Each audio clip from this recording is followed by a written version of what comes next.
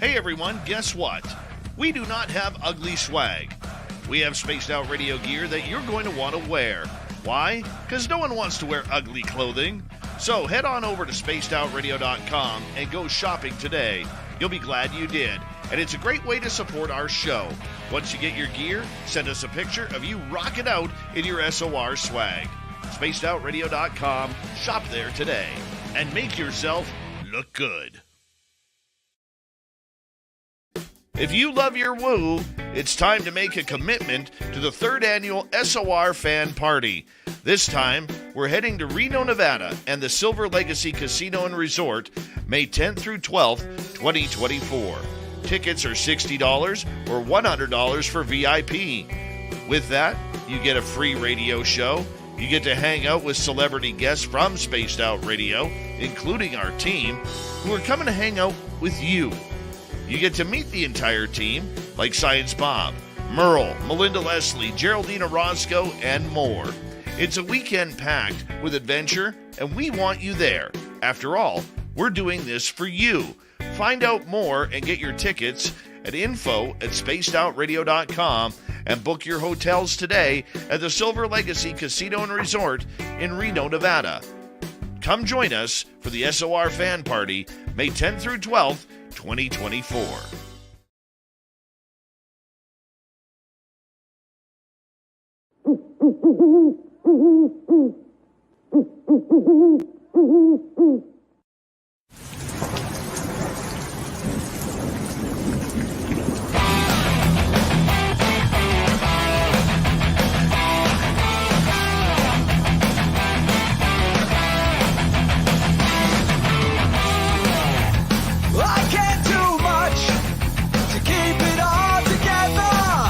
I'm not a good pretender, I never could live a lie.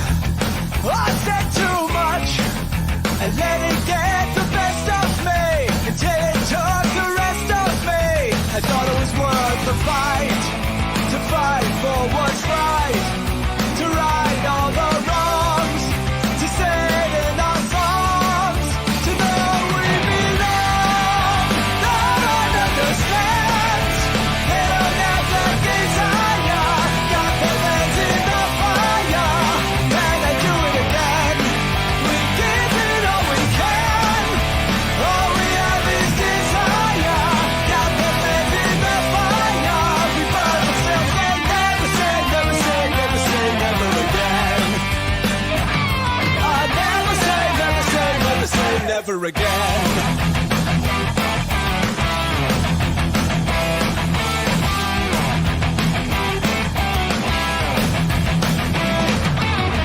I learned more from one enemy than from 1,000 friends. That heaven takes care of the fools and scoundrels in the end. You learn more from one lie than from 1,000 truths. Greetings, space travelers. Welcome home. You've just tuned your dial to Spaced Out Radio, the only place where you can own the night. I am your host, Mr. Rob G, and tonight we're broadcasting to you on our terrestrial affiliates across North America and digitally on TalkStream Live, KPNL, and Odyssey Radio. Remember, you can access our archives for free at youtube.com/Spaced Out Radio. And while you're there, don't forget to hit that subscribe button. Please also don't forget to follow us on Twitter and Instagram at Spaced Out Radio and at Spaced Out Radio Show.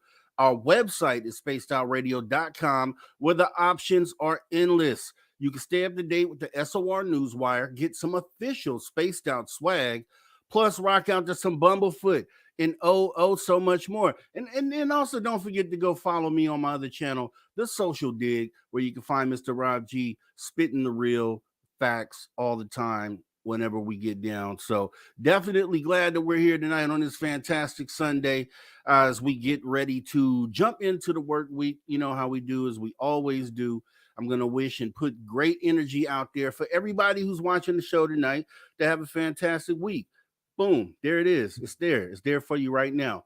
So it shall happen. Dave Scott actually is run into some more travel difficulties. As you know, he went right into some bad weather going out for this convention to speak at the conference, which actually happened without any issue. and he's on his way back home without any issues, definitely safe. Although prayers go out to everybody who lost something out there in Nebraska and in all the surrounding states, Oklahoma, Kansas, and other states. So prayers go out to those people, and maybe you're viewing from that area or have family in that area.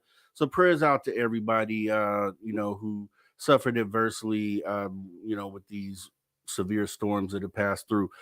With that being said, though, because Dave Scott's flights are rerouted, which means I'll fill in for him tomorrow and interview the awesome Lon Strickler, which is another person on the list that I definitely want to speak to. So that actually works out pretty great. So with that being said, I'm going to go ahead and jump into chat so we can get these medal positions out of the way. Let's see exactly who came in when. And I can always count on Race Fan for keeping me in the loop.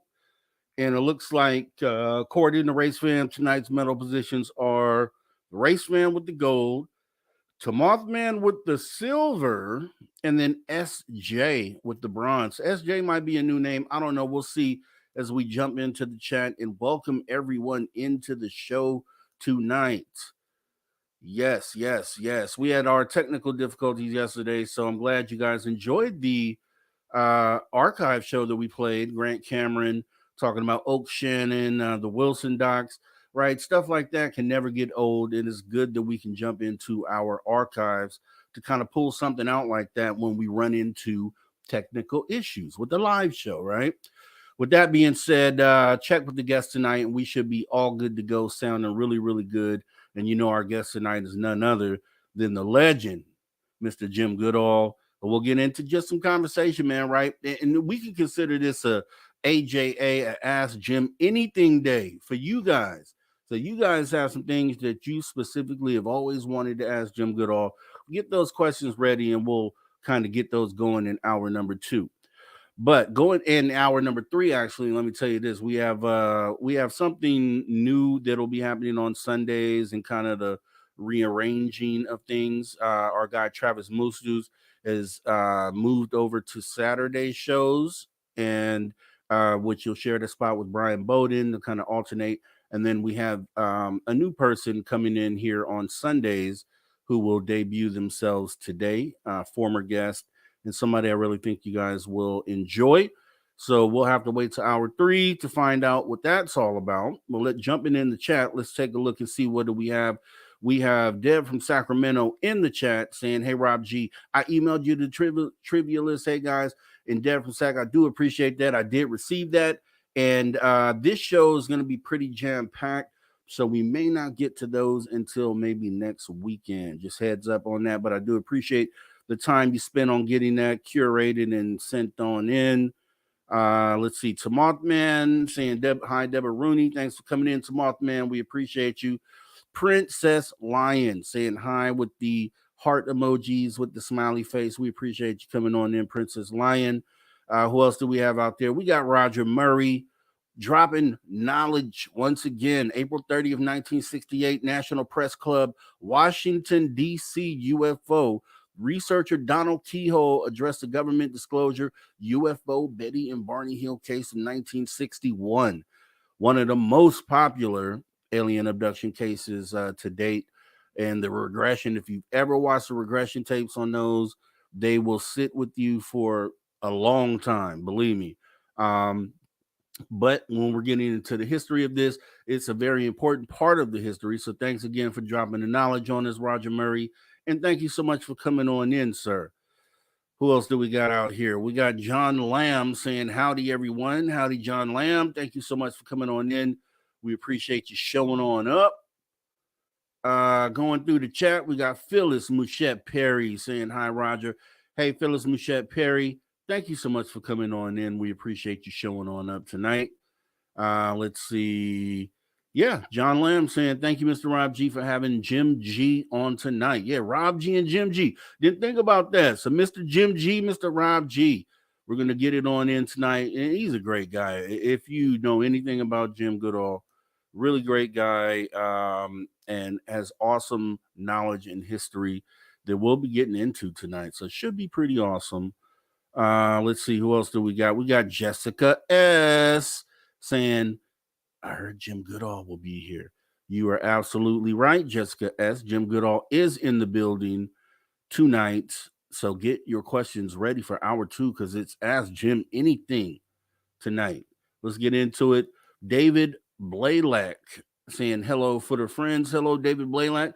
Thank you so much for coming on in. Seems like you might be new. If you are, just have to give the spiel for any new people here. You have come in on a Sunday. So this is after hours. We run Saturdays and Sundays here at Space Out Radio, 8 p.m. Pacific until 11 p.m. On Sundays, we have Jessica Jones, Cryptid Huntress, which some of you may be coming over from her show she had with Long Island Bigfoot, but she runs 7 p.m. till 8 p.m. Pacific. So you kind of watch that show and you follow everybody right on over to the after hours. Dave Scott picks it up Monday through Friday, 9 p.m. Pacific until midnight. So 7 days a week, always something going on here at Space Out Radio. So definitely would love to have you come back, hit that subscribe button, notification bell, so you know the next time the show goes live. Appreciate you coming on in, David Blaylock. Moving down the list, we got Ginger Turtle 43 saying happy Sunday, everyone. Happy Sunday right back to you, Ginger Turtle 43. We appreciate you showing on up tonight. We do appreciate you. We got Paranormal Pixie Laura. Coughs saying those underwear are questionable, LOL. The Dave Scott draws are questionable. Paranormal Pixie Laura said it. It wasn't me, Dave.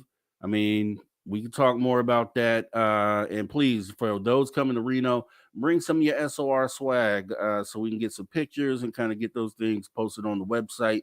Thanks for coming on in, Paranormal Pixie Laura. We got Betty Spaghetti saying SOR with the exclamation points, alien head emoji, spaceship emoji, and I forgot it was a Space Invaders emoji. I'm right on that, right? Appreciate you coming on in. Thanks for showing up. We got Gizmo saying hello, everyone, with the spaceship emoji, alien head emoji. Thanks for showing on in.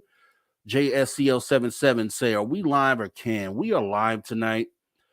We would have been live yesterday, but as you know, at the end of the week, we ran into those audio issues, and we can't put a show on like that. So to be safe, we tested everything yesterday and gave you guys an archive show that it appears everyone enjoyed. So glad that we could do that for you. Thanks for coming on in, JSCO77.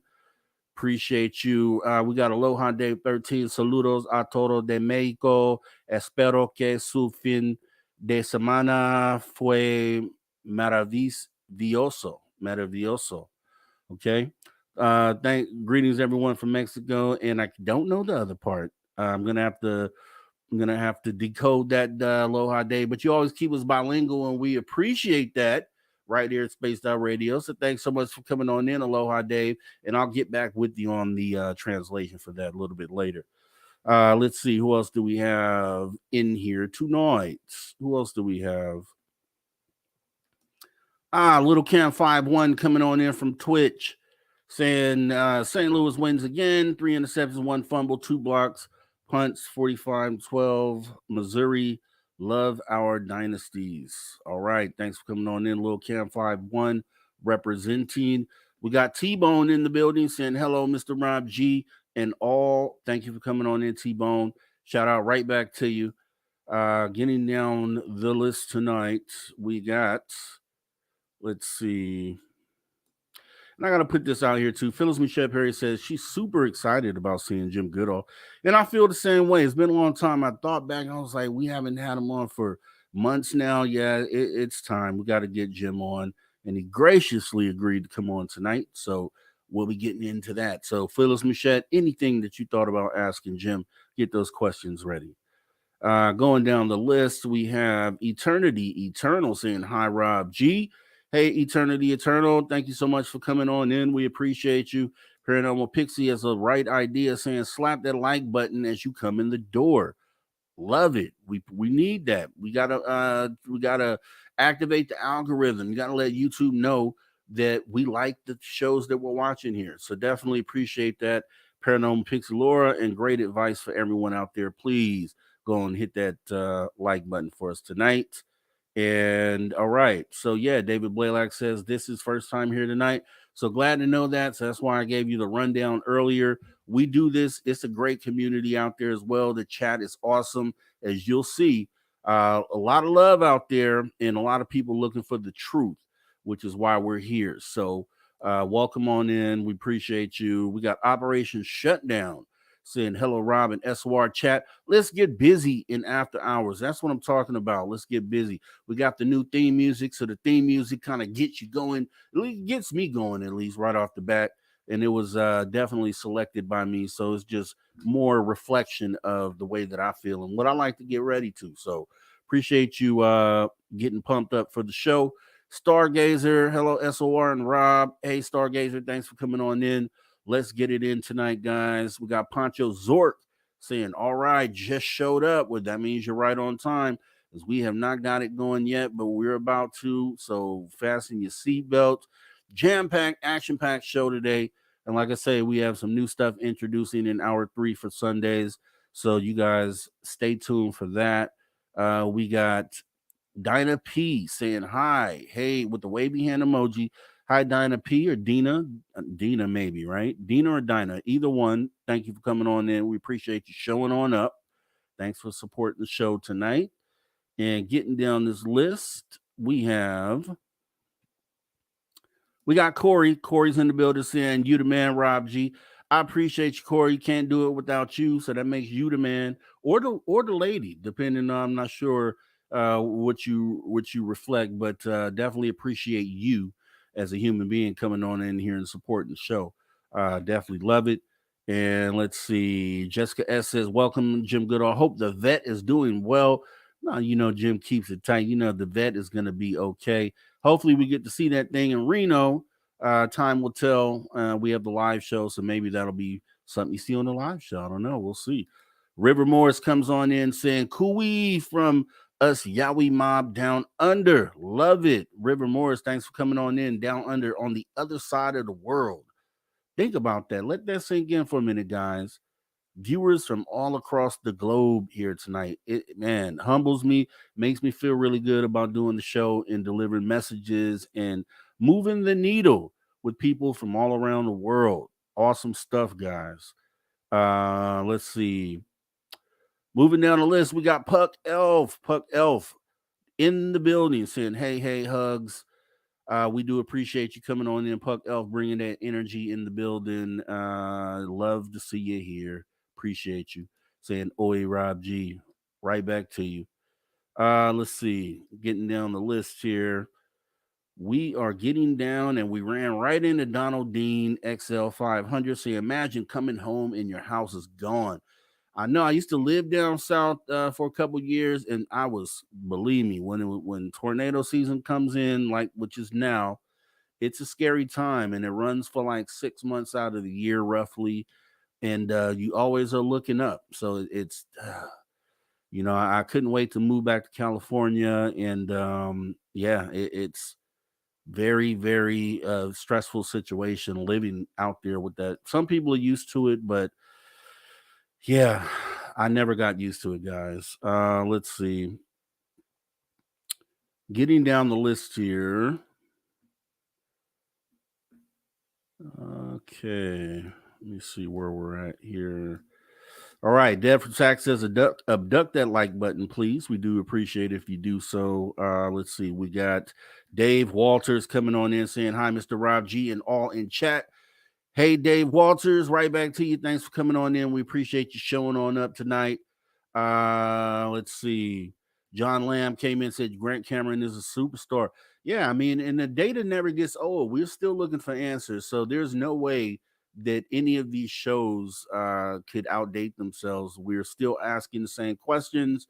We are still focusing on some of the same things. So it's evergreen content and we love it. And anytime we have some sort of issue going on, we'll make sure that you have a great fill-in show like we did last night.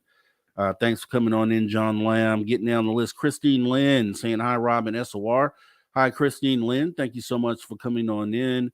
Appreciate it. Let's see. Moving down the list here.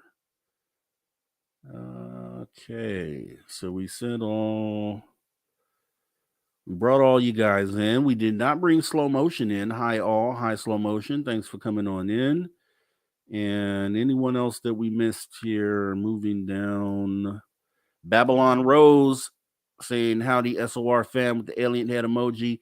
Hey Babylon Rose, thanks for coming on in tonight. Hope you enjoy the show. Karen in the Woo Train. Hey, Mr. Rob, ready for this great show? Definitely. I'm ready for it too, man. He's a really good dude, Jim Goodall. Always feel good talking to him. So I'm just excited to do it, honored as well. Moving down, we got Algoray saying Rob G and Jim G, two real G's. Love it. And it's a fact. That's a fact. Thanks for coming on in tonight, Algoray. We do appreciate you showing up and supporting the show. Let's see. We are moving down the list. Okay, Karen the Wu Train says, Rob, your music is so rocking. Appreciate that. Yes, I do appreciate that. Let's see. Okay, Leafy Nebula coming on in saying, hey, chat. Hey, Leafy Nebula, thanks so much for coming on in. We appreciate you showing up. We really, really, really do. Let's see. Kevin. Okay, Kevin, first time here from the UK. So I'll just go ahead and go over the spiel again. You've come in on the after hours. We run Saturday and Sunday here, 8 p.m. Pacific till 11. Every Saturday and Sunday, every week. Sundays, you got Jessica Jones, Cryptid Huntress. She runs right before the after hours, so 7 to 8 p.m. Pacific.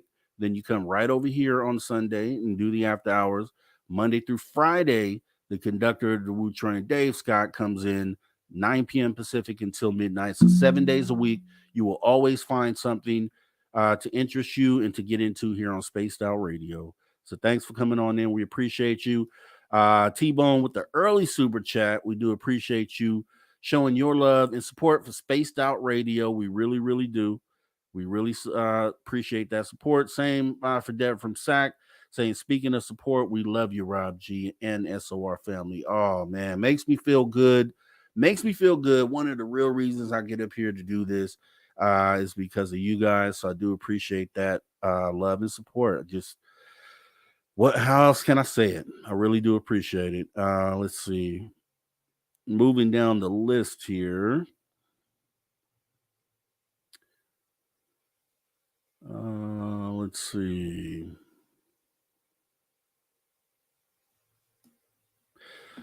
Okay. Yeah. 35th anniversary, Bob Lazar and John Lear, Area 51. And we'll get Jim to talk about all that stuff tonight. I'm sure he has fond memories of everything above. I can't wait. We'll do that in just a minute here. We're almost done. We are almost down the list here. And yes, we welcome everyone into the show. If you're new here, we welcome everyone. Each one of you guys are important to making this thing go. And I think we are current. We do have a Carl Bittner sighting saying, hey there to Mothman, Roger Murray, Deb from SAC, T-Bone and Gizmo. Hey, Carl Bittner, thanks for coming on in. Thanks for keeping this thing moving. That is human Carl, as Dave calls him, not alien Carl, not to be confused with alien Carl. Appreciate you coming on in, human Carl. And we're going to go ahead and get into it. So, can't wait, right? It's going to be an awesome show. I can feel it in my bones, especially after all the hiccups we had at the end of the week. I got to have a strong show tonight. I'm going to will it into existence. I'm going to manifest it. I'm going to manifest an excellent show tonight. But what we're going to do first, because we didn't have the show yesterday, and that means then today we're going to go ahead and hop into the SOR time machine. Jump back in time, see the week that was Spaced Out Radio, see what you missed, right? Because all of our archives are free and you can catch anything that you miss, youtube.com/Spaced Out Radio. Let's go ahead and run the review and then we'll be back with Jim Goodall in just a moment. Here we go. All right. You've done a dissertation on UAP. The one thing that you said in the last half hour that really kind of hit me was how many people didn't know in your university classes what UAP are. Was that a little surprising to you, considering that it had been in the news? It's becoming more popular. It is a science that we may not know very much about as of right now, that could take really do another industrial revolution. type of scientific study. Yeah, I'd love to come back to the fact that you just said that it could do another industrial revolution, because I totally agree, and I think that that's one of the overlooked sort of subjects here. But so yes and no, because I think what I guess I've managed to do for myself, which I feel like is a great privilege, is just surround myself with people who all know what I'm talking about when I talk about any of this stuff, right? So UFO, UAP, like I love having so many friends who are just like immersed in this and in this community, and they know exactly what I'm talking about. But in a way, yeah, I was absolutely super surprised that, like I could be talking to a room of like 50 or more people in academia, and in my presentation, I think I started off with like the term, like I said, like, has anybody actually heard the term UAP before? And like one person raised their hands. And it's like, do you people not read the news? I would think that you would read the news, but then again, when I think about it, I guess like the term UFO is typically what does get used in the news. And I think that there's good reason for that on a couple, couple different sides, but mostly because, like UAP isn't the term that people generally engage with this topic under, right? So most people just know it as UFO, and that's totally fine. I mean, like I think I mentioned to you, like UAP is the term that I tend to use because it's the term that in general, although not universally, but in general, more researchers tend to use the term UAP just because it's like, I think it's a double-edged sword, right? Because it's like, on one hand, nobody's heard of the term UAP, but on the other hand, that also kind of, I think, at least in my research, I found this. And so I imagine this is true for other UAP researchers as well, although I haven't specifically had a chance to ask a lot of them that yet explicitly. It's something I do plan to ask it explicitly. But for my research, like it almost kind of like allows you to fly under the radar a little bit, because like if you just tell people, oh, I'm doing research on UAP, unidentified anomalous phenomenon, like a lot of people don't know what you're talking about. And so that's, not a great thing, but it's also sometimes it can kind of be a good thing when you think about the stigma that is typically applied to UAP research, right? And just like how much stigma there has been done on UAP research, UFO research, whatever you want to call it. Like you think about things like basically the inquest of John Mack and how he was basically super targeted for just like more or less taking experiencers seriously on their own terms. And to me, as an anthropologist, also that kind of inquiry is just frankly a little bit appalling, because that's one of the main things that we try to do in anthropology, is to take people seriously on their own terms and not to apply judgments to them. And so just to see how widely that is a practice in academia has been, it's a little bit alarming, but it's also encouraging to see how that has been a little bit less of a thing recently. And I do think that part of that is using the term UAP. And I do think part of that, frankly, to be honest, is just that so few people really understand what that means. Yeah.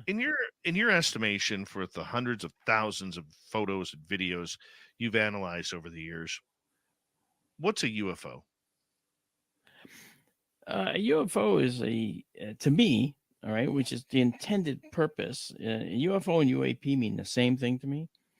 And in the break, I mentioned to you that UAP is a term the government coined, so they would actually have some control over the concept of an extraterrestrial craft from another world. And I know that David Grush actually said things like, well, it's not necessarily only extraterrestrial. It could be some other type of thing. What other type of thing could it be? It's not an adversary here on the earth. It's going to be something from not here. Okay. And so that's why I think that a UFO, a UAP, to me is a visitation vehicle from a different world.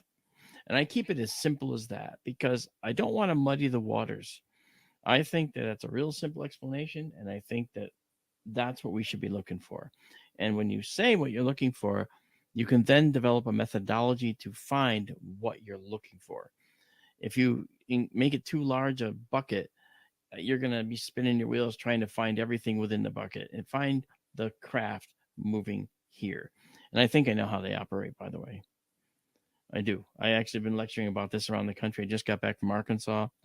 I did it there, and people absolutely loved it there. I've done it in Roswell. I've talked about it at Contact in the Desert, where I'll be at the end of the month, end of May. Give us a little hint here. I'm gonna. Well, first of all, you know how it is. This is we gotta build it up, right? And then gotta go to a break. No, I'm just kidding. Keep this in mind.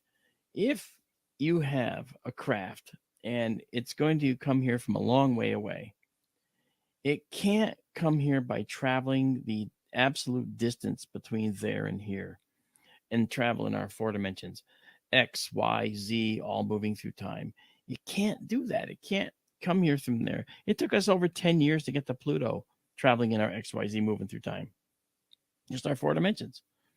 If we wanted to go to Alpha Centauri, only 4 light years away, the closest star to us, it would take us 10 to 11,000 years at the speed of the New Horizons probe that went to Pluto. And that was going as fast as anything we've ever come up with. So it would still take over 10 to 11,000 years to get there. So clearly, this is not good. Not a good methodology. We need something else. About how did this happen? How did all of a sudden everything change? I have heard stories that it's because of CERN. I've heard stories that it changed back in 2012 when the Mayan calendar was supposed to be the end of the world, but it wasn't, as we all predicted. And how did this begin? So, when you ask me how, I'm just going to preface it by saying, obviously, this is speculation by me. So I really don't know. Of course, I have my thoughts, and there's certain things I rule out for certain reasons, and I'd like to get into that a little bit. I think the Mandela effect, of course, I think it's just a crappy term that's given to what I think didn't have really a jumping off point, Dave. I don't think it was 2012. I don't think it was CERN. I think it's always been happening. I literally think it's partly a function of this reality, but also whatever created this reality is trying to communicate with us. So put your favorite theory there. Do you think we're in a God's creation? You think we're in a simulation? You guys know the different ideas that people have on this reality. But for me, like I certainly don't think it had one of those dates where it jumped off, because people have been experiencing changes long before that type of thing. Also, as far as different timelines, time travel, we came from one part of the galaxy to another. We came from one timeline to another, multiverses. While surely I can't say to you confidently I would know how those concepts all work 100%, right? I would have a very vague understanding of them from movies we've seen and things like this, right? But for me, none of those work, because we talk about the residue, right? So if we came from another timeline or another universe, right? Or if somebody traveled back in time, tinkered with some things, and that's why we see these Mandela effects, why would there be residue? Why would all the physical evidence even exist at all? Why would it be here? It would either be in the other timeline, or if it was a time travel cost thing, we would have branched off into this new timeline when things are different. There would be no residue of those other things, in my opinion. The other thing, too, is if it's because we came from one place to another, we'll start with the beginner part of it. If we came from one place to another and things were different, and that's why we think it's the Mandela effect, well, we would have brought every single person on Earth with us, because every single person on Earth is Mandela affected. Everybody I've ever encountered has the same recollection on so many of these changes right down the line. Just like when you look at that and you think, I mean, right now it's out of sight, out of mind for a lot of people, because we don't have to deal with that on a daily basis, but it's out there and it's just sitting there. And the ETs have to be, that's why I always wonder how they perceive human beings when they look at us, because if they're looking over the total, we don't make a lot of good decisions as human beings, and I think they see that, and it's sad. We don't make a lot of good decisions. I think there's a collective effort to get better. Hopefully. I'm an optimist. I do think there's a collective effort to get better. I mean, you certainly see that. You got all your spaced out listeners. Their collective effort to get better, but it doesn't even have anything to do with, like, whether you believe in aliens, you don't believe in aliens. It's that, there are opportunities every day for humanity to do the right thing. And so if everybody is just, 2 or 3 times a day doing the right thing, but you asked about witches, and that's one of the biggest tenets of witchcraft is harm none, right? Like, and that doesn't mean that you can't occasionally be vengeful, right? There are members of the witchcraft community that feel perfectly comfortable with hexes and curses, and quite frankly, I'm with them, right? I just, like, some people just, they need to be hexed. There's just no way, there's no two ways about it. But at the same time, the idea isn't so much, it's a very similar things to, like, the East Indian idea of karma. It's a totally, what you put out there comes back. So if you're going to put out a bunch of, like, jerky, nuclear waste, and you're just going to be a jerk, right? Then people are going to be a jerk to you, and then you're going to be a bigger jerk. Right. But witches have the ability, ideally, like, and this is where, like, the initiatory witchcraft comes into play, to really kind of, like, transcend that idea that what I do and what comes back to me, and transcend it beyond to, like, really working for the greater good of humanity through witchcraft, and really trying to protect those who need protection. Wow. So once you started looking into this and kind of made this a thing, what was the response, or what was the reaction from the police department once you started trying to catalog cases? Were they standoffish? Were they welcoming? Or what was the atmosphere? Surprisingly accepting.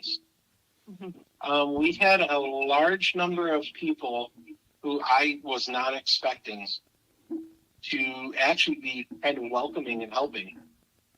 We've received numerous reports from officers from our own former department to other departments all over the Southwest, some other areas, New York, Texas, California. Yeah. And there are still some people that are hesitant. And one of the things that we pride ourselves on is, if an officer has an encounter and they want to come forward and talk about it, we will not divulge their name if they don't want it. So we let them dictate how far we go. Because we've had some officers who have been like, 100%, you can use my name, I'm already retired, I'm so close to retirement, you can use my name, you can use my whole full story. And then we've had other officers who are like, hey, I just got promoted to sergeant, I can't have my name out there, but I want to tell you this story because it's been eating me up inside. So we've had officers, as soon as they hear about what UAP PD is all about and what we're doing, and we are police officers, they feel very comfortable talking to us. I've had people come out of the blue say, hey, I heard about your organization. I've got a story that's been eating inside of me for so many years, and I've wanted to get it out. It's like, Dave, it was eating inside of him. It was hurting his health, his family life, his career. And as soon as he was able to get it out and share that story, it's just like the stress just melted off of him. And we've had officers that came to us as, I didn't know where else to turn.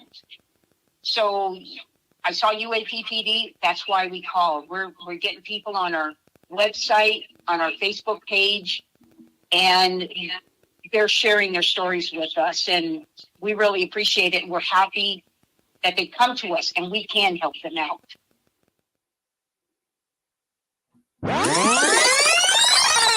All right, guys. All right. So awesome week at Spaced Out Radio, right?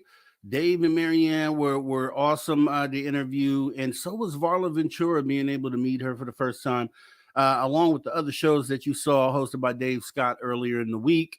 Definitely a lot of good content happened this week here at Spaced Out Radio. If you missed any of it, you can go ahead and catch back up on anything you may have missed by jumping into the archive, spacedoutradio.com / it's actually youtube.com / spaced out radio, where the archives are endless, and you can go ahead and jump in there at any time, catch anything that you missed. Without further delay, we got the man with the plan, the legend. Always love talking to this legend here, and we're going to go ahead and bring him on. And know that's who you guys are all here to see. Ladies and gentlemen, the man with the plan, the man with the Corvette that hopefully he'll be in Reno with it, Jim Goodall. Hello, Jim. How are you, sir? I'm doing great. And I just turned 105,700 miles on the car. And I love it.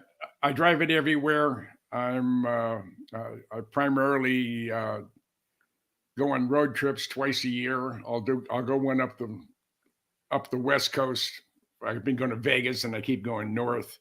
And then later on in the summer, I head out towards the Austin area. I go up to Dallas. I go to last time I went to Graceland, which I've been wanting to go forever. Wow. My mom loved Elvis Presley, and I saw him with my mom, my cousin Cookie, and my Aunt Mary. The four of us went to his very first concert in San Francisco. It was February 1957. I was not quite 12 years old, and my dad was complaining about the tickets. And we were not more than 40 feet from the stage. We're off to one side, and we're elevated, so we're looking down. I mean, great seats, and they were $7 tickets to see Elvis Presley. Yeah.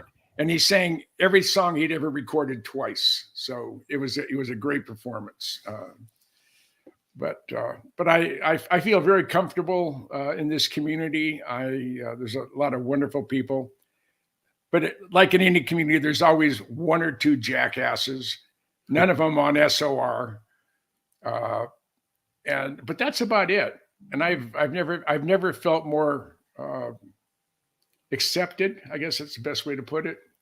I'm the type of person that when people get to know me, no one has a neutral opinion of me. They either really like me or they can't stand me. And that's just the facts of life, and I live with it. And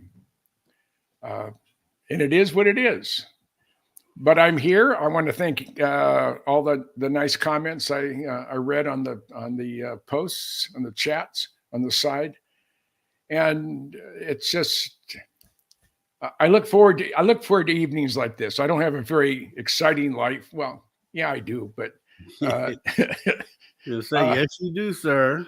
Yeah, but this is sort of the part I really enjoy, because I love Dave Scott. I love everybody that's on his, on SOR, and I'm all here by accident. If it wasn't for the fact that I was going to meet Michael Schratt back in March of 2019, he called me up and said, "Hey, I'm going to be in Phoenix." I live in Tucson, for anybody who doesn't know. I live in Tucson.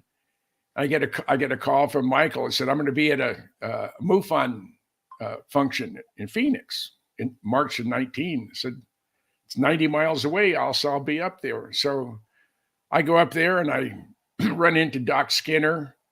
I didn't know who he was, and everybody was watching the Lazar thing. And I introduced myself to Doc. Said, "Hey, I'm Doc Skinner," and I said, "I'm Jim Goodall," and he said, "I didn't see you on the program." I said, "Well, I didn't know I was coming here till this morning," and and the rest is history. I mean, it's been one thing after another, and I've really thoroughly enjoyed the trip. Everybody, I say, there's only one exception, and I won't mention his name. And it's nobody who's been on any of the an SOR or any other major UFO related podcast. But everybody else is just an absolute delight.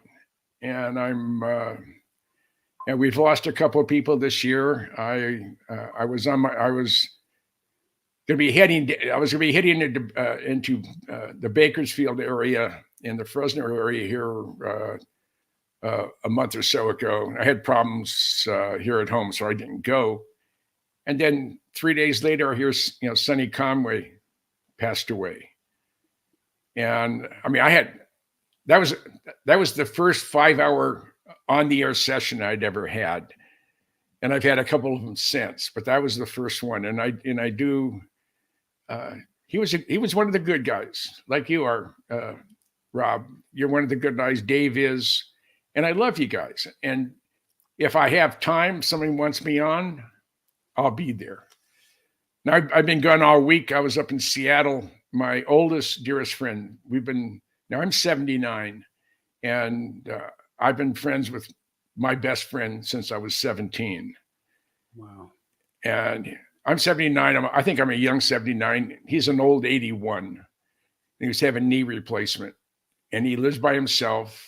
He doesn't really have anybody around. So he's my brother.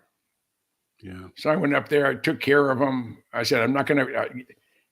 If you miss your pants, you're going to have to deal with that yourself. But I want to make sure he didn't, nothing started hemorrhaging or he didn't fall down and get hurt. So I spent the whole week up there watching him. And then when I came home last night, I parked my car at Phoenix Sky Harbor, and I get to my car, and here's my black car is sort of a gray color now because of all this, all the dust and the crap from the airport. Get in there, start it up. Right front tire is flat. Mm. And I drove probably 10 miles. I run flat, so I can, as long as you're limited to 55 miles an hour, mm-hmm.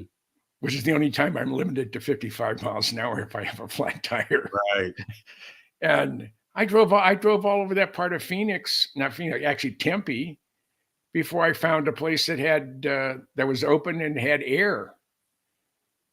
And when I went out and run errands this morning, it dropped down a little bit, but I have to go and get it fixed tomorrow because there's no way I'm going to get a flat tire halfway between Vegas and Reno. There's a lot of nothing out there. Yeah. Yeah. It's an awesome drive though. And I wanted to stop for a second. Just definitely want to I just want to stop for a minute and talk about you real quick, Jim, because you are a legend, right? So you're a legend in the things that you've been a part of throughout your life. You have so many different stories, and we'll end up talking about some of those today. But also, not only are you a legend yourself, you know a lot of legends in the space, which is even more interesting. Some of the top names in this thing here, and we'll discuss all that too. Another thing is that we love you right back, Jim. You know, the love is reciprocated here, and we can't go too long without not having you on. You're always a joy to talk to. The audience loves to hear from you. Yeah, like I've told you before, anytime you need somebody, and if I'm available, if you have someone who gets sick or misses a plane or is at Taco Bell, that would be our fearless leader, Mr. Scott. Exactly. who is actually being detoured through Las Vegas right now. I think he goes into Vegas tonight before he flies back out to British Columbia. So he ran right into those storms, the tornadoes in Nebraska. Yeah, he had a convention in Nebraska where he was due to speak on Saturday, which he did. But as he came in, his flight was rerouted to Dallas. and he had to sit there for like a day. But he made the convention okay, but now he's being rerouted on his way back. There was some losses out there, some lives lost, and a lot of property damage. So, prayers goes out to those people. Dave Scott is definitely okay, and he'll be back in the saddle on Tuesday. I did though want, because we've had some growth over the last year, and we're proud of that. And with that being said, we had at least a couple thousand new people come on to Spaced Out Radio, and I would I'm just going to assume that those couple thousand people don't know Jim Goodall, and that's kind of how I want to do it this time. Yeah. So I would love for those new people who are seeing Jim for the first time here. And let me start out with this, because Jim is not only a legend and has been a part of all these different things, he's also a fantastic author. And I was blessed enough to get this book from Mr. Jim Goodall, and I will always hold this book up and promote it. This is an awesome book, period. There is no spin on this. This is just pure data and facts that Jim Goodall has curated and put together.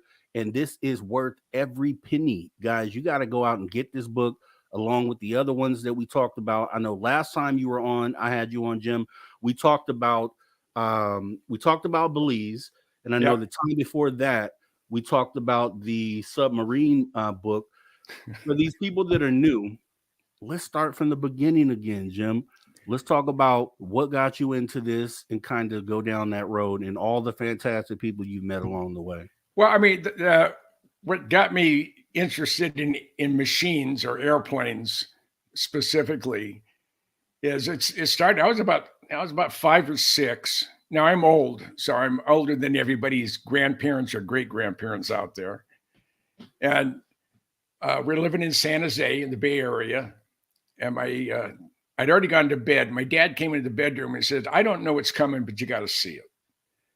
So we went outside looking at the coast mountains, and over the mountains came not 1 or 2, but 24 10-engine Convair B-36 strategic bombers. There's a 260-foot wingspan. It had 6 4,360 cubic inch 28-cylinder radial engines and 4 jet engines. And it could fly for 60 hours unrefueled. And they were coming back. They had been in Guam, I think, for 30 or 60 days. And they had 37 or 38 B-36s, but they can only get 24 of them working all at the same time. And when they took off from Guam, they flew along the coast of China in international airspace, through the Straits of Formosa, by North Korea, and then home. And for years, I thought there was maybe 12 or 15 or 18 of them. And I ran into, when I worked for the Museum of Flight, I ran into a flight engineer who was on the lead airplane. He said, "No, there was 24 of them." I said, "Well, how do you know 24? He said, "I was in the lead airplane." So that's where it really began. And then sort of fast forward to about 9 or 10, and we're living in Mountain View now, which is the heart of Silicon Valley. Back then, it was just I lived in the middle of an apricot orchard, and the area was known for fruits and nuts, not the two-legged kind, but the type that grew in trees and bushes and plants and whatever. And my best friend at the time, his dad was base commander at Moffett Field Naval Air Station. And Danny and I pretty much had to run the place. And we were always referred to as Captain Smith's son and that friend of his. And I was that friend of his. All the shore patrol knew us, all the Marine Guards knew us, but we were there so much, we became invisible. So Danny called me up and he said, I can't remember what time of the year it was, but it had to be nice. I had to be out of school, so it could have been in the summer. But he said, "You got to come to Moffett today." I said, "Sure. Why, you got something going on?" He said, "Yeah, there's something so cool in the big hangar." So I rode my bicycle there and I got to the gate and I called the house and he came and got me. And we had I think we had a bite to eat, and we went into the main hangar, the big hangar. the one the Goodall brothers are reskinning because it had asbestos impregnated panels on it. And we ride our bicycles right down the middle of the hangar. There's maybe 20 or 30 airplanes in there, a lot of people. They don't even look up as we ride through.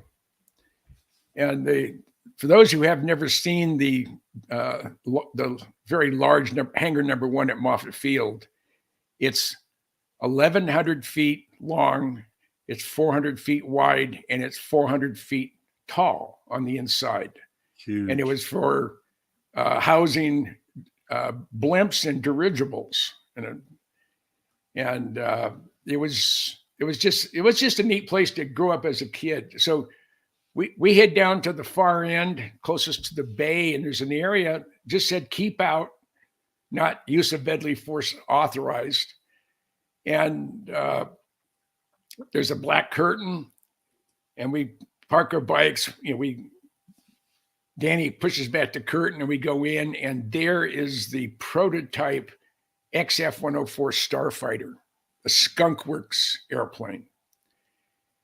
And it had the real short wings, and the leading edges were so sharp that if you fell into them, you'd cut yourself, which was a fallacy. They were never that sharp, but they were very thin wings, excuse me.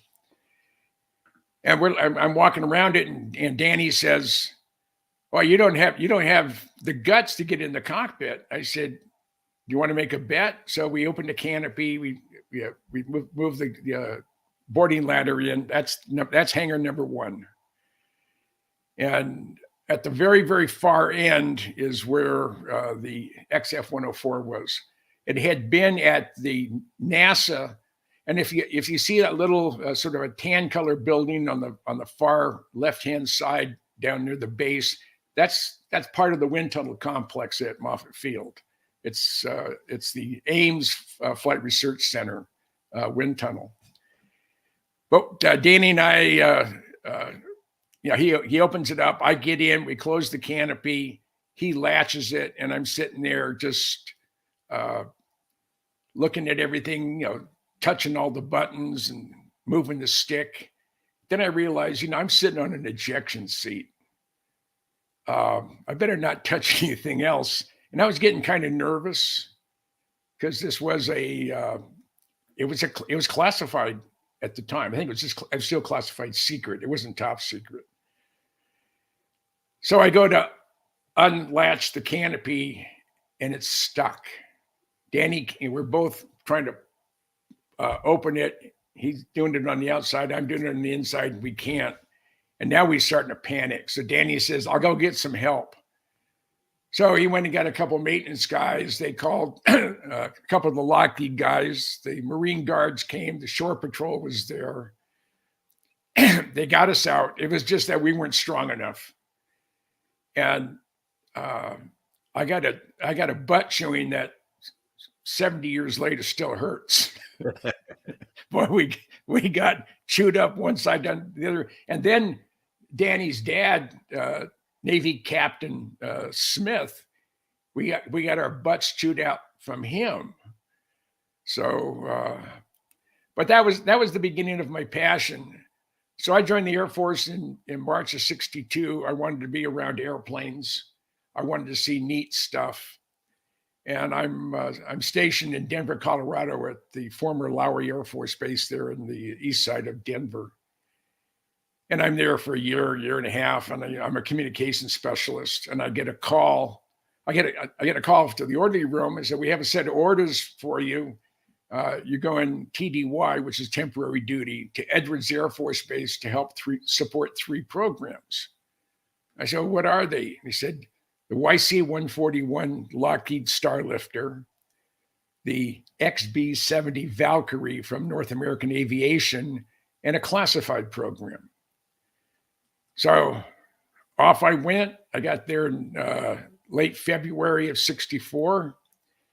And on the morning of, I think it was February 29th, which was a Saturday, it was a leap year, they brought in 2 Blackbirds from Area 51. And when they got them in there, they had them angled to be pushed back into the Lockheed hangar. The engines were still running, and the heat from 4 J58 engines, that's hangar 1 naked. They took down all the asbestos impregnated panels. And the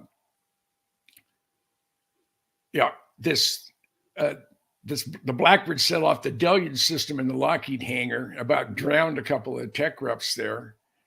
And it wasn't until March, and I ran down to the parking lot to jump in my truck because I had a flight line badge and I wanted to see what all the excitement was. But someone had taken the truck, and we were 8 miles from the flight line, so I missed everything. I had worked a lot of overtime the previous week, and I had in the Air Force or the military, if you put in extra hours, you don't get paid overtime. Sometimes you get comp time for overtime. So I had I had like 3 days off. So it's a Tuesday afternoon. It's about 3 o'clock in the afternoon. I'm waiting for the Northrop shuttle to fly between the Edwards Air Force Base and their headquarters there in Hawthorne, California, which is a suburb of LA. Mm-hmm. And I hear this noise coming from down the flight line. So I went running down the taxiway, and I look off to the right. And at first I thought it was the X-15 rocket plane. It was black. There was fire coming out of the back. It was the loudest noise I'd ever heard from an airplane. But the people were too small. And all of a sudden they yelled, "Hey, we're loading the airplane." So it was a Piaggio. It's a gull wing pusher type. And so I ran back up, jumped in the airplane, and it was just 1 seat aisle, 1 seat. And that's all. And there was, I think it held 10 passengers. So we take off going right over Rogers Dry Lake, and we bank around. And as we bank over, I'm looking straight down on the top of a Blackbird. Now I'm 18 years old. This is just before I turned 19. I'm 18 years old, and I joined the Air Force to see incredible airplanes. There's nothing more incredible than a Blackbird. And I couldn't believe what I was seeing. And then when I got back that following weekend, Monday morning came, and I got a set of work orders to install some equipment in the Lockheed hangar. So I drove the vehicle over there, and I walk into the back of the Lockheed hangar, and I'm seeing the rear end of 2 Blackbirds. Now, if you just see one, if you go to a museum and you see one, you just look at them and go, wow, that is incredible. I mean, it's black, it's sinister. It's as big as a 727 or a DC-9 or an MD-80, for those who know what that is. Only carries 2 people, 13,000 gallons of fuel and 2 people. And that affected my entire life. That changed everything. And when I got out... Oh, right there. So the 2 Blackbirds, this affected your entire life, changed everything. Let's stop right there, as we have to take a break real quick. We're going to pause for the calls, take our first break for the night, and then we'll come back in to finish that story up with Jim Goodall. You guys hang where you are. Don't move a muscle. We'll be right back in just a moment. See you in about 5.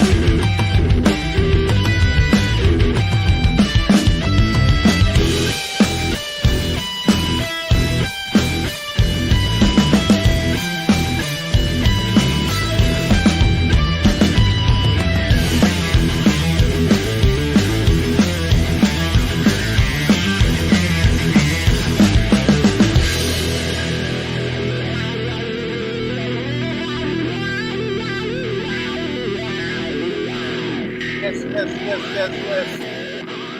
Welcome back to Spaced Out Radio after hour number 2 with me, your host, Mr. Rob G. As we come back with a fantastic guest, Jim Goodall. And while we wait for Jim to come back, I just want to talk about the Spaced Out Radio live show, the 2024 Spaced Out Radio fan party, which is happening May 10th through 12th, but the live show will be happening May 10th at 3 p.m. Pacific. The show is already posted, so make sure you guys go ahead and hit the notification bell on that and tune in. We'd love to have you tune in. A lot of great surprises. A lot of great guests are going to be here, including Jim Goodall and myself and everyone else. Dave Scott, Science Bob, Murrow, Mr. Rob G, Melinda Leslie, Dr. Michael P. Masters, R. Keith Andrews, Jessica Jones, Lala Bright, Jim Goodall, Dirty Phil, Tim Senor, Lorian Fenton, Kira, Grant Baker, Geraldine Orozco, and many more that aren't even included on this list, plus you, the viewers that were able to make it out here. We could add your names to the list as well, and the viewers that will tune in. So it's going to be an awesome time, guys. Live show is posted and ready to go. Make sure you guys go ahead and hit the notification bell for the live show. It's going to be an awesome show. We're going to be doing it live right there on the spot. You know what I mean? And hopefully everything goes well. I think it should. We're going to have fun. And we are actually back with Jim Goodall. We have, I'm going to bring this up as well. These are the films and documentaries you can catch Jim Goodall in. This is part of his lore and his legend, right? Secret Space UFOs, Fast Walkers, Secret Space UFOs, Rise of the TR-3B. He's featured in Ancient Aliens. He's featured in Above Top Secret. The Technology Begins Disclosure, The Countdown to Disclosure. Also UFO Endgame. Also, Jim has authored books like these ones you see here, the SR-71 Blackbird, the 75-year Skunk Works, which is the one I showed you, the one that I currently have, and the one that you see Bob Lazar holding on the thumbnail. We have the B-28 Spirit stealth bomber book, Fast Attack Submarines, Nautilus to Columbia, Fast Attack Submarines, SR-71 Pilot's Manual, along with Lockheed F-117A. So you can tell Jim has his finger on the pulse of top secret crafts. And I know, Jim, you were just into the story. So you walked into the hangar. You said you had the 2 SR-71 Blackbirds. And if you could go ahead and pick up from there. I mean, and it affected me the rest of my life. And as it turns out, they were the YF-12. They were the interceptor version of the what eventually became the SR-71. There were 3 manned Blackbirds. That's an SR. They had the YF-12 interceptor, and then they had the A-12, which you could look at an A-12 and an SR-71, and if you weren't really, really familiar with both types, you would probably say it was the same airplane. SR-71 is a 2-place. The CIA version is a single place. The Air Force version can go up to about 85, maybe 86,000 feet. I think the highest they ever flew was 87.2. The A-12, Bill Park took it up to 96.2. That's 96,200 feet. And that was over 60 years ago. The airplane is designed to fly at 2,150 miles an hour until it runs low in fuel, which is about every 90 minutes. They have to hook up with a tanker. And it goes through 13,000 gallons of fuel in that time frame. But you've also gone almost 3,000 miles in that same 90 minutes. So on its retirement flight, when they retired the SR-71 in 1990, they flew an SR-71 from Los Angeles to Washington, D.C., and it was an hour and 4 minutes. Now, if you do that today, it's going to be a 5-hour flight. But for the first half of the flight, they didn't know if they had a full load of fuel because their fuel gauges malfunctioned. It wasn't until they hit St. Louis that the gauges came up, and they decided to firewall it. And it went from St. Louis to Cincinnati in 8 minutes.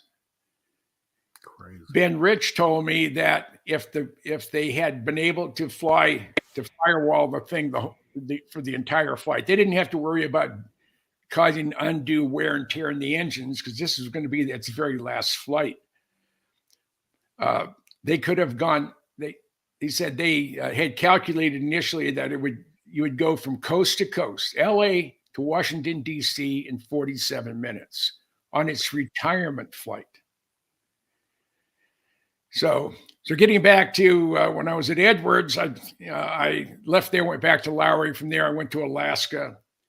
I got out after a total of 5 years active duty.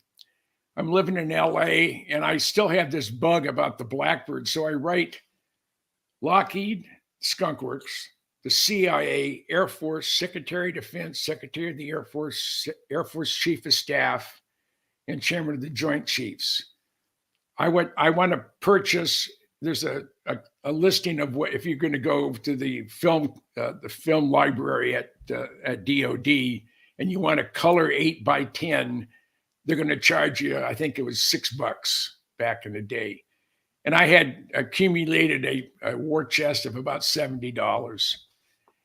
And I said, I would like 10 photos of different Blackbirds in the air, on the ground. I didn't care where, as long as they were sharp and as long as they were showed the whole airplane.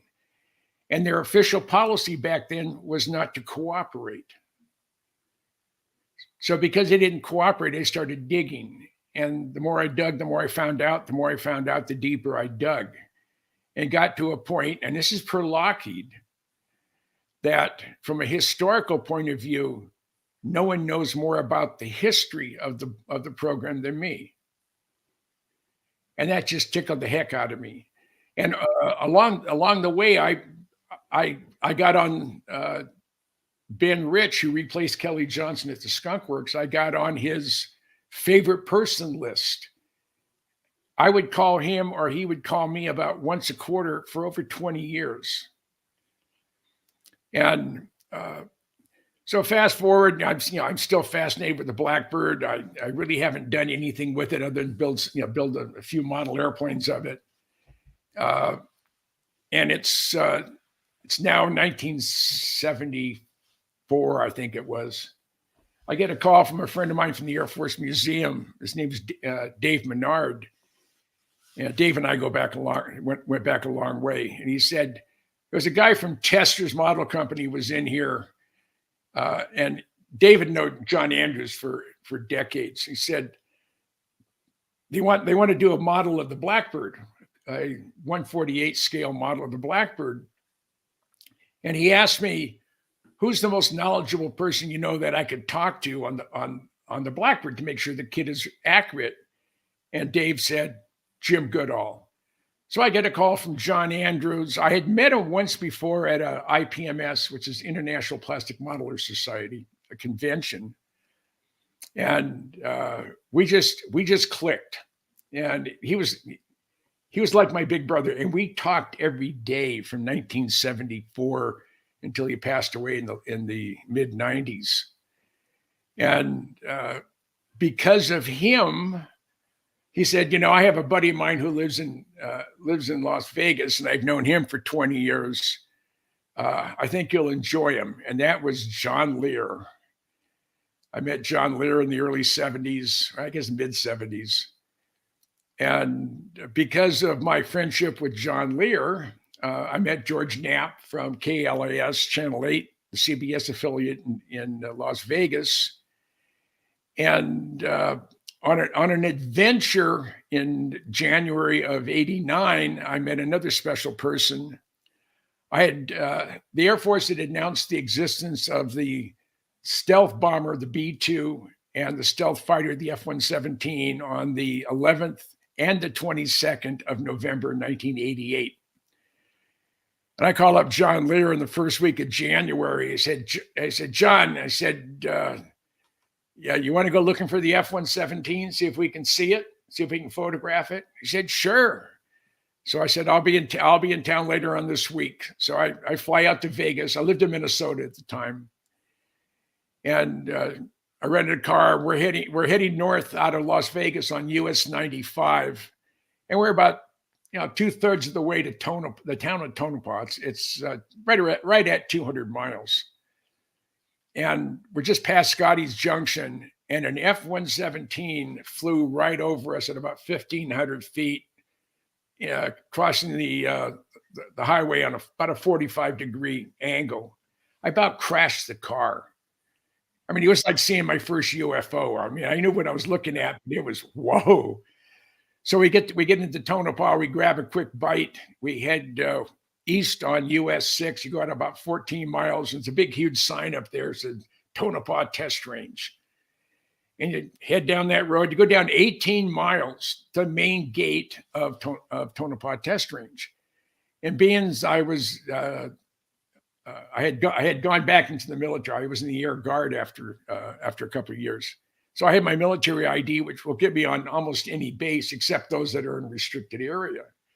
So John and I drove. We couldn't get on the base, so we just drove down the fence line, which is public lands. And we're there, and you can see the whole base. And anybody out there who wants to see Tonopah Test Range, you can do it today. You can do it tomorrow. You can do it when we're at the SOR function, the 10th, the 9th, the 10th, 11th, and 12th.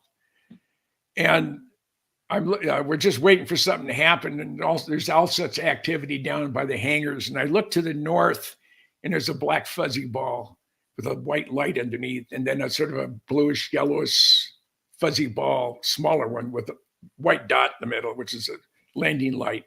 So I figured it was a long final. So this is before digital cameras. I'm shooting with a Nikon, but I'm shooting print film, Kodacolor 100, fine grain photographic film, great color to it. And I have my telephoto lens, and as the airplane's coming up, it's starting to fill up the viewfinder. And all of a sudden I can feel my body vibrating.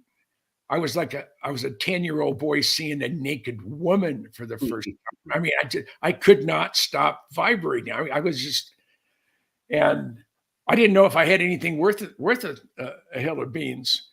So I said, well, I went through the whole roll, and I said, let's get the hell out of here. Let's get into Vegas. I can go buy a photomat. You have to have white hair to know what a photomat is. And that was a little kiosk in a shopping center, a grocery store, or almost anywhere. It was the same colors as Kodak. It was the orange and yellow and red. And you wouldn't even have to get out of your car. They'd hand you an envelope, you put your name on it, you rip the claim check off it, put your film in it, hand it to them, and come back the next day. As it turns out, sometimes it takes 2 or 3 days. And I have this film. I don't know what I have, and I'm just having a hard time of it. So we leave the fence line at Tonopah Test Range, and we head east on US 6. You get to Warm Springs, and that's the northern terminus of the extraterrestrial highway, Nevada Highway 375. Yeah. And we head south about almost 100 miles, and there's the thriving metropolis of Rachel. I think the population then was 88 people. But the most important aspect, it had the little alien that at the time was run by both Joe and Pat Travis. And she since turned the running of the little alien over to her daughter, Connie. And had a quick bite, and we're heading off to Vegas. And I know we're not going to get there until all the photomats will be closed. So I'm losing another day, and I was really frustrated. But as we're heading to Vegas, John Lear said, I have a new friend. He just moved here from Albuquerque. I think you'll like him. He's going to be coming to the house probably shortly after we get there. So we get there about 9:15 in the evening, and we're there not more than 10 minutes, and knocking the door. Lear goes and answers the door, and I'm in his dungeon or his man cave, like no place I've ever been in my life. And John escorts this guy in and introduces him. He said, this is my friend, Bob Lazar. He just moved here from Albuquerque. He's waiting for his clearance to be upgraded. He had a Q clearance, but he needed something higher than that for something he was to do out in the desert. So I told him about my dilemma with the print film, and he said, "Hey, I have a photo processing unit at my house on the other side of town. John lives just south of Nellis, and the backdrop was Sunrise Ridge, with that beautiful mountain that you always see when you see shots from Nellis." So Bob lived off of West Charleston. So we jump in his car, and we're about a block or so from Lear's place. And Lazar looks at me. He said, "You know, I really feel sorry for that son of a bitch, Lear." I said, "What do you mean?" I said, "He's from this world famous aviation family." He said, "My God, his dad brought Learjet to the world. And plus a lot of other avionics related stuff." And he said, "And the dumb son of a bitch believes in UFOs. How stupid is that?" I said, I'm a physicist. If I can't prove it mathematically or put my hands on it, it doesn't exist." Okay, fast forward to this particular trip right here. This was last year. There's my buddy John. And Bob Lazar has a photographic memory. And I last May when I was there, I said, "Okay, do you remember what you told me when we first met?" He said, "You mean that I didn't believe in UFOs?" I said, "Precisely." I said, "Yeah, I remember that. And yes, I didn't believe in UFOs. You couldn't put a gun to my head to convince me that UFOs were real." And the rest of Lazar's story is history. But because I've been around such a long time, and I could do things that you can't do today. I had the honor to be John Lear's friend for over 45 years. I've been Bob Lazar's friend for over 35 years. I have, we're to the point, Lear and I, one of the stories with John Lear, this is 1996. The F-117s were back from Desert Storm. They relocated to Holloman Air Force Base in Alamogordo, New Mexico. But there was still a lot of activity at Tonopah Test Range. So John Lear and I head out one evening, and we drive down the fence line at Tonopah Test Range. We set up our lawn chairs. You don't want to sit on the ground. The scorpions will crawl up your pant legs or whatever. So you always tape the cuff of your pants to your boot to keep the critters from going up your pant legs. We had Generation 1 night vision goggles. So we're sitting there just sort of enjoying all the activity down at the main hangar complex. And all of a sudden I noticed that there were 3 armored personnel carriers with their lights turned off heading towards us.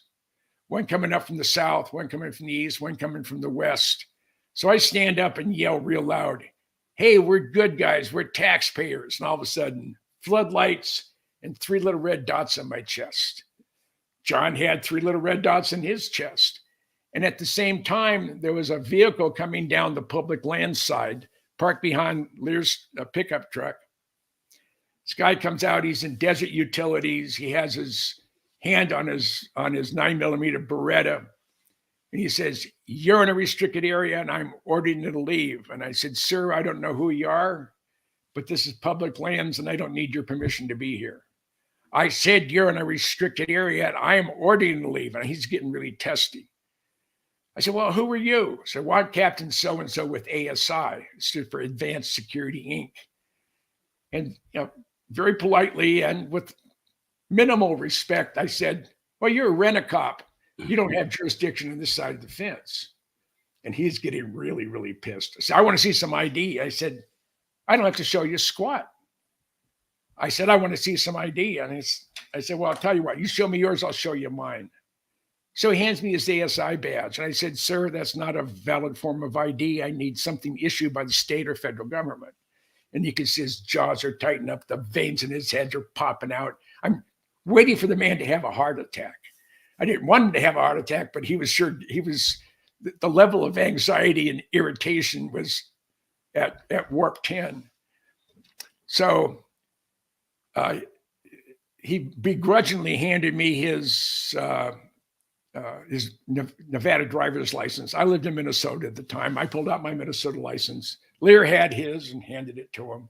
We still have the floodlights on us and the little red dots. He takes them, he hands it to a guy on the south side of the fence. He goes over to the supervisor's armored personnel carrier, hands him. By now it's about 11:30 at night. Hands him to the supervisor. He turns the interior light on. And you may have to bleep this, but this is exactly what the supervisor said. Oh shit, it's Goodall and Lear. The lights went off, the lights went away, and everybody dispersed. So I'm not anymore because it's 1996. That's almost how many years ago? 30 almost. 30 years ago. So everybody that worked there at the time that knew me or knew of me have either retired or died, one of the two. But it's just something I've always liked to be a thorn in the side of our government. When I wrote the very first book on the F-117, that was actually the first book I ever wrote. I hated term papers in school. I hated writing anything. And what do I have now? 29 books in print. including the 5.5 pound one I sent you. Beautiful book. Yeah, and it's the same one Bob Lazar is holding there in the photo. Jim, these are obviously icons in this field. You're talking about John Lear, Bob Lazar, two of the top, period. John Andrews came out with, from Testers, Bob Lazar's sports model. Yeah. I don't know if I have an image of that. And John was as crazy as I am when it came to Area 51 and things that go bump in the night. But I've interviewed him and talked to virtually every pilot that had crashed an SR-71 or an A-12 or a YF-12. I've interviewed all the original test pilots. I was befriended by Ben Rich, who was Kelly Johnson's he was his number one man. He was number two position, but number one man. And you can't see it because there's Kelly, but the previous shot, the backdrop is Area 51 taken Christmas Day 2021. So that's within 3 years, 2.5 to 3 years old. That one right there. And there's a lot of stuff. The small little building in the center on the right-hand side, that's a scoot and hide. If they're out doing something and a satellite's going to come over, or there's a wayward airplane flying over the area, they can taxi right into that area. The hangar down by the lower left-hand side, it's about a mile from any other facility, and no one has been able to explain exactly why. And it may be that they're loading some real nasty chemicals or something into the weapons, or there's something that if someone got a whiff of something, it could be damaging to them. So that is one of the anomalies, and it just gives you a good idea of the base. The one that the three of us were in the previous shot gives a wider view of the area of the base. And now I took this on top of Whitesides before they took it away, and you can just see how big the facility is, and it's and the little patch down at the bottom, that was in Popular Science. Stu Brown did March of '94. he did an issue of Popular Science on Area 51, and I designed the patch for the piece. My face appears in 6 different photos in the article, and it's the largest circulation ever for a Popular Science issue. They figure 6 million people read it, and we had my Area 51 patch was for sale in the Pentagon gift store when I was there on Desert Shield and Desert Storm. Wow. And some people say, well, Bob Lazar's isn't who he says he is. And I say baloney. He's exactly who he says he is. There I'm with my handsome son, James. And that's how we become low observables. You can't see us from the air, and you can't see us from the roads. And we spent a week out there. We didn't see anything that we didn't know what it was. But my son was 15. He's now 48. Jeez.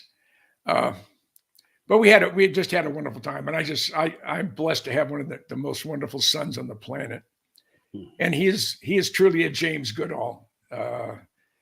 He has my sense of humor. And then a number of years ago, when I was working for the Museum of Flight there at Payne Field in Everett, Washington, and I was living on Whidbey Island, my son James and my grandson James came out to give me a visit. So I took him over to the Restoration Center, and we're walking back. It's a 3-bay hangar, and we're walking at the very back of it, heading towards where a bunch of guys were working on some stuff on the B-29. And they looked and they started laughing at us. I said, what are you guys laughing at? He said, Jim Goodall, small, medium, and large. He said, you guys walk the same. You carry yourself the same way. So, and there we are. This is another different time. Again, you cannot see us from the air. That's infrared suppressive camouflage netting, and it blends in perfectly with the environment. It definitely does. Yeah, and this is actually a Toyota Land Cruiser. When we were up on the top of the Groom Range, and we're overlooking. We can see anything that takes off from Area 51, and you go down the back road to the Groom Mine. Well, we knew where the sensors were, and we pulled off before. And we had been up there for 2 days. Nothing exciting happened. Glenn Campbell, who ran the Area 51 Research Center, he's since passed away. He goes past where we turned off, and he sets off one of the sensors. Then he realizes, no, we have to go back. So he parks his little piece of junk car with all his stickers and stuff on it just off the road, and he climbs up to where we're at. All of a sudden, now this is an interesting photo. The guy in the black jacket on the left with the dark glasses, that's Stu Brown from Popular Science. That's me with the red hat. The guy behind me is the commandant for the Tulare Police Department, Tom Luttrell. He's since passed away. Guy in the red hoodie is Glenn Campbell, who ran the Area 51 Research Center. He has since passed away. The guy in the blue and black ski jacket or whatever it is, that's Bob Dylan, the first guy to fly the SR-71. He was a friend of mine as well. And he's since passed away. And then on the far right is my dear friend, John Andrews. And of those 6 people, the only 2 that are surviving are Stu Brown and myself. But Bob Dylan said he ran up to the top. It's 2,000 feet. You start off at about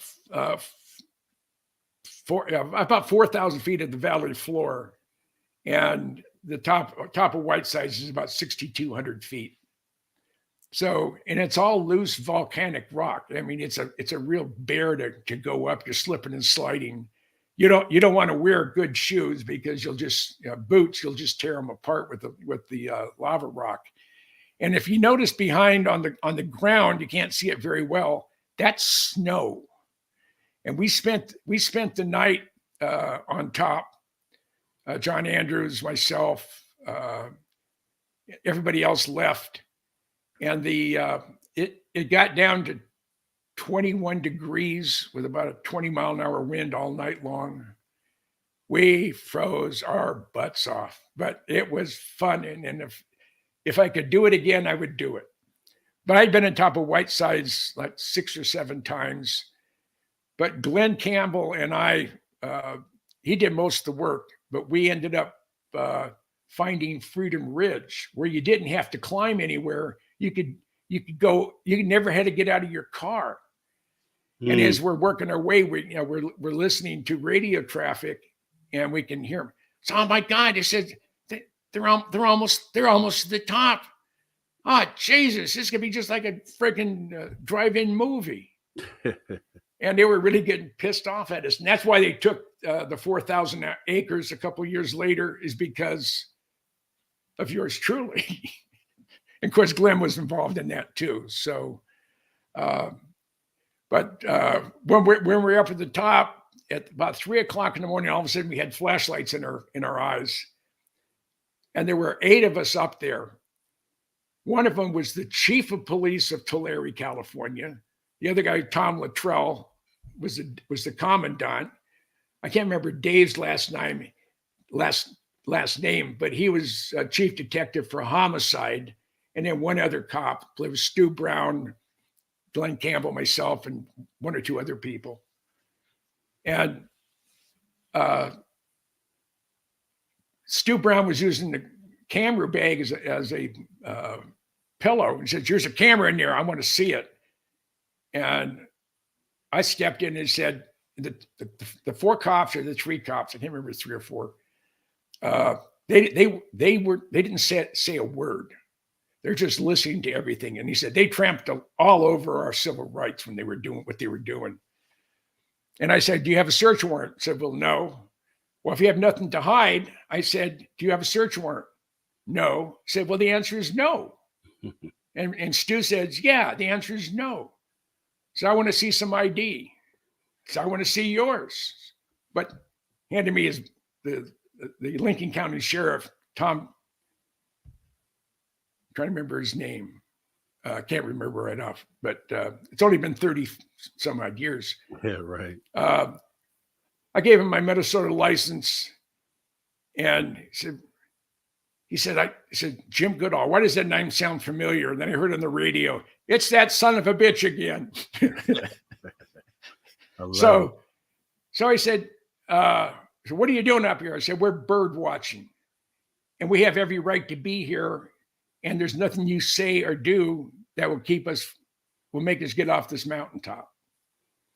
So, but the only thing, I probably personally, and with John Lear's help, we probably cost the United States government and spooky programs people in the millions of dollars in canceled flight tests.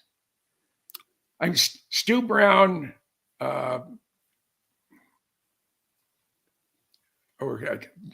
Warren James, who is actually a rocket scientist, Bill Sweetman, who worked at Aviation Week, and he's now with Northrop Grumman, and myself, we're getting a tour of the Nevada test site. And we're at the Sedan Crater. That's the one that's about 1,300 feet across and 400 feet deep.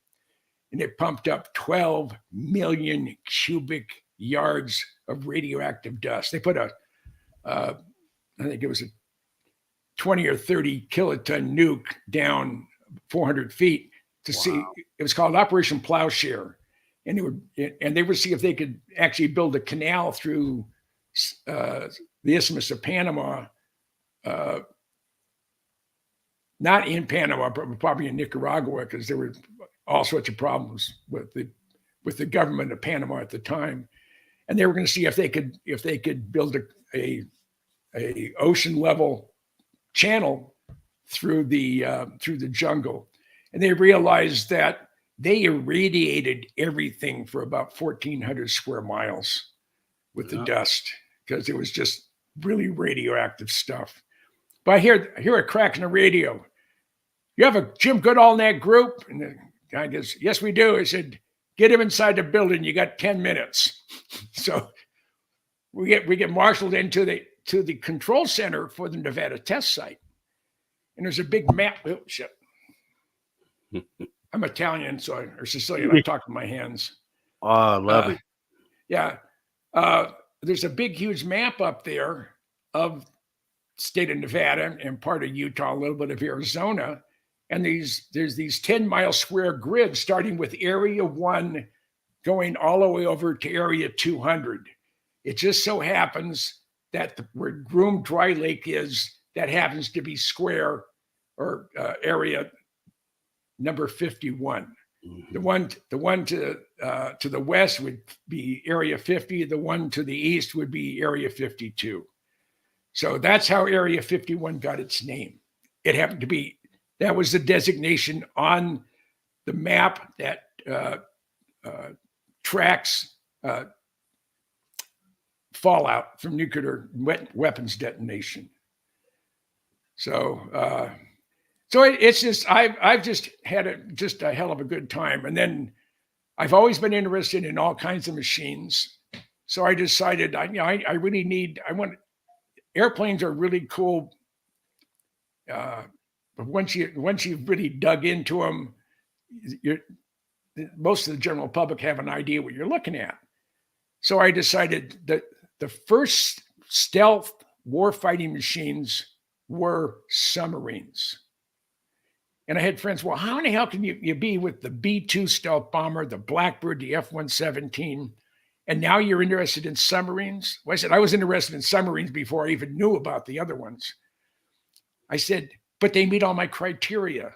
They're black, they're stealth, and they're deadly. And so that's why I focused my energy. And I did a book on the Los Angeles class and the Los Angeles class improved. It's called the I boats, or the 688 I's. And in volume 1, I also covered Know Your Adversary. So I covered the Russians, the Chinese, the North Koreans, the Iranian submarines. And then the next, volume 2 was on the Seawolf class and the Virginia class fast attacks. And volume 3, I haven't finished yet because I'm waiting to get on an SSGN. That's the Arsenal boat version of the Ohio boats. But I've been on 22 nuclear powered submarines. It's not bad for an Air Force guy. And the one right in the center, Nautilus to Columbia class, that's my newest book. That's book number 29. And it covers all 227 nuclear powered submarines built for or under construction for the United States Navy, starting with the Nautilus in 1954. And Columbia, they've laid the keel, but they haven't really started nothing looks like a submarine yet. And that's going to replace the Ohio boats. So along with the Blackbirds, of course, I had an interest in the stealth bomber. I have this distinction of being the only person in my neighborhood to have flown the B-2 simulator. I've been in the cockpit of a B-2. I photographed every square inch of one. He said, the only thing we don't want you to shoot the exhaust ejector. I was the first civilian to photograph this thing, the F-117. And Ben Ritz said this is his pride and joy. This was the most, even though it has no rounded surfaces and theoretically it shouldn't fly, Ben said this was the best flying airplane ever to come out of the Skunk Works. Says as you move the throttle up, you don't even have to touch the stick at about 137 knots. The nose wheel lifts off and you become airborne. The airplane has a radar cross section smaller than a bumblebee. Wow. I mean, the size of your thumbnail. That's the radar cross section of the F-117. And the reason why 99.99% of radiated energy that comes from a radar dish will hit the surface, and they're all flat surfaces, and they reflect it away. And that stuff that doesn't get reflected away is absorbed in the radar absorption material that they apply to the F-117. And it was it looked like neoprene, that rubbery material with an adhesive back. And I'll show you just 1 second. Yep. Definitely. And to give some context on that, Jim said he was the first one to take a picture of that.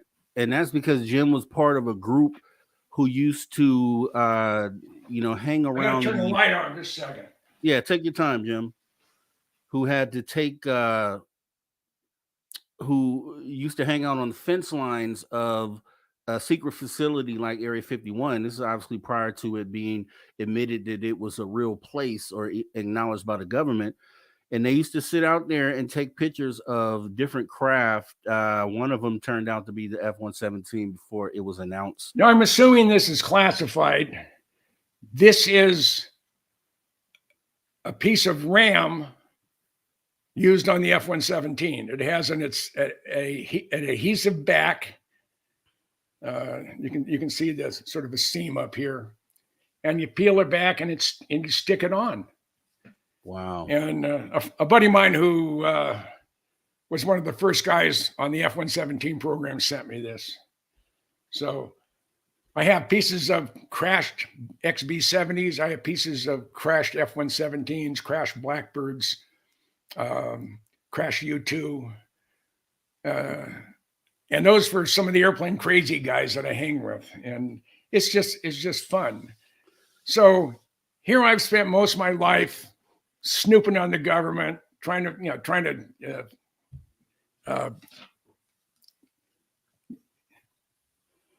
find information on classified programs that, as an American taxpayer, I have every right to ask the question.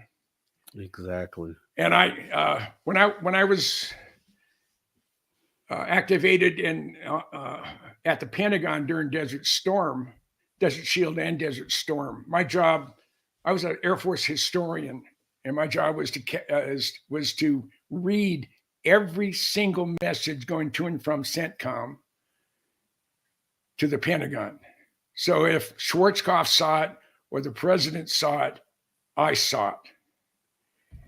And the most incredible message I ever saw came from Margaret Thatcher, and it was copied to members of Congress, a whole bunch of other people, the President of the United States, Chairman of the Joint Chiefs, all members of senior military staff. And it was President Saddam Hussein, Islamic Republic of Iraq, number 1 Main Street, Baghdad, or whatever the address was. And he said, President Saddam Hussein, if for any reason you use chemical, biological, or nuclear agents on the coalition forces or your own people, period, they spelled out period, the United Kingdom will retaliate with a full-fledged nuclear strike on Baghdad within 24 hours. I get goosebumps when I say that. Signed, Margaret Thatcher, Prime Minister, with full concurrence of Parliament. Wow. And I was so tempted to make a copy of that for myself, but I couldn't. I just, even though I like to snoop on spooky stuff and I try to weasel my way into classified stuff, I'm not gonna violate security. If somebody wants to give me something, that's their problem. But I'm not gonna break the law. And most of the people within the spooky programs were aware of that. But one of the fascinating things that I did when I was in the Pentagon during Desert Shield and Desert Storm, I had Bob Lazar's W-2. It was in my back pocket. I had blocked out. There's John and Bob, long time ago. And I always kept it. I had it in my back pocket because I was going to see if I can find the Department of Navy that was paying him when he worked at S4. And one day it was a down day, and there was nothing going on. I forget what was, why I had nothing else to do, but I sat down on a Pentagon computer, and I'm looking for the Department of Navy that paid Bob when he was at S4, and it's not listed in the Pentagon directory.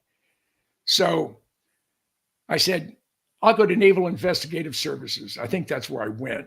So I'm in uniform. At the time, I'm an E6. I have all my ribbons, fresh haircut, shine shoes, go in there, and doors open. I walk in there, and there's a young Lieutenant JG behind the desk. And I said, sir, can you tell me where this Department of the Navy is located? And I hand him Bob's W-2. He looks at it and says, excuse me, Sergeant, I'll be right back. He goes into the 2-star's office. 15, 20 seconds later, he comes out and said, the Admiral will see you now.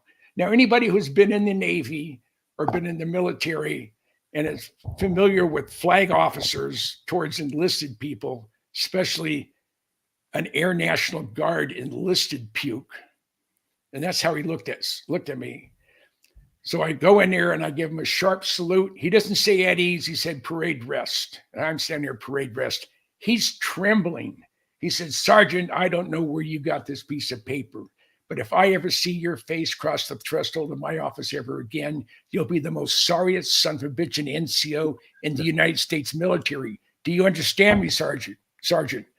I said, yes, sir. And with that, he took Bob's W-2 and put it in the shredder. He said, you're dismissed. I walked out of there and said, whoa, did I ever pull his chain? So is Bob real? Yes, he is real. And I've been working with Luigi in Montreal on the new Gravitas documentary on Bob. I'm listed as a technical advisor, which tickles me. And they haven't nailed it down yet, but they're working to see if they can get the Sphere in Las Vegas for the world premiere. Oh, and if they do, I have VIB tickets. I told it, I said, I need one for Michael Schratt. He's like my kid. And he said, not a problem. I said, well, I have a couple other friends that would like to go. And he said, you tell me how many you want and I'll send them to you. And I had like a 4-hour interview with Luigi here on a couple, it was last year sometimes. So it's this, even Bob, when he saw some of the clips that he hadn't seen before, he said it was so real, he could feel that he was in the hangar. That's what I wanted to hear. I was going to ask you about that because I know you're close with this whole situation, and I was going to ask you about the delay. So you answered that actually, and with that premiere on the Sphere in Las Vegas, that would be the most outstanding, outrageous place to have a Bob Lazar special. Heck yeah! And there's actually 3 parts to it. There's the movie, and then there are 2 other events, and Bob said it's either going to blow up in our face, literally, or it's going to set the world on fire. I mean, people are going to be absolutely dumbfounded. I said, well, did it have anything to do with Element 115? And he just smiled. I said, you mean you have enough? And he smiled even harder. So I don't know if they built a UFO and they're going to fly it or not. But they'll tell me when the time is right. And I don't release anything on the Gravitas movie or any part of it unless I get it directly. If Luigi sends it to me, then I send it out. Mm-hmm. But once I leave the SOR function in Reno, I'm driving 4 hours north to Bob Lazar's. I'm going to spend 2 or 3 days with him. Oh, cool. Yeah. And I'm gonna do a video tour of his lab, and I'll post it and see if I can get anything else out of him. There's Yeah, I have my T-shirt. I have my was it United Nuclear T-shirt I got from Bob, and I'm gonna have him sign. I'm gonna have him autograph it, and I may just put it in a frame and not touch it. Exactly. And there's some stuff I'm going to do for some friends. Said, hey, can you get Bob just to sign something and send it to me? I said, well, I'll get him to sign it and I'll send it to you. But it'll be from Lazar. And Bob has the sweetest wife. I just love Joy. She is just she's I think she's gonna be 71 this year. She looks like she's 35. And I've never seen Bob so happy. Bob's a real quiet guy. He's a real soft-spoken, a real easygoing guy. And you can tell just how smart he is by what he does and what he doesn't do. And I can sense it. My dad had an IQ of 175 plus.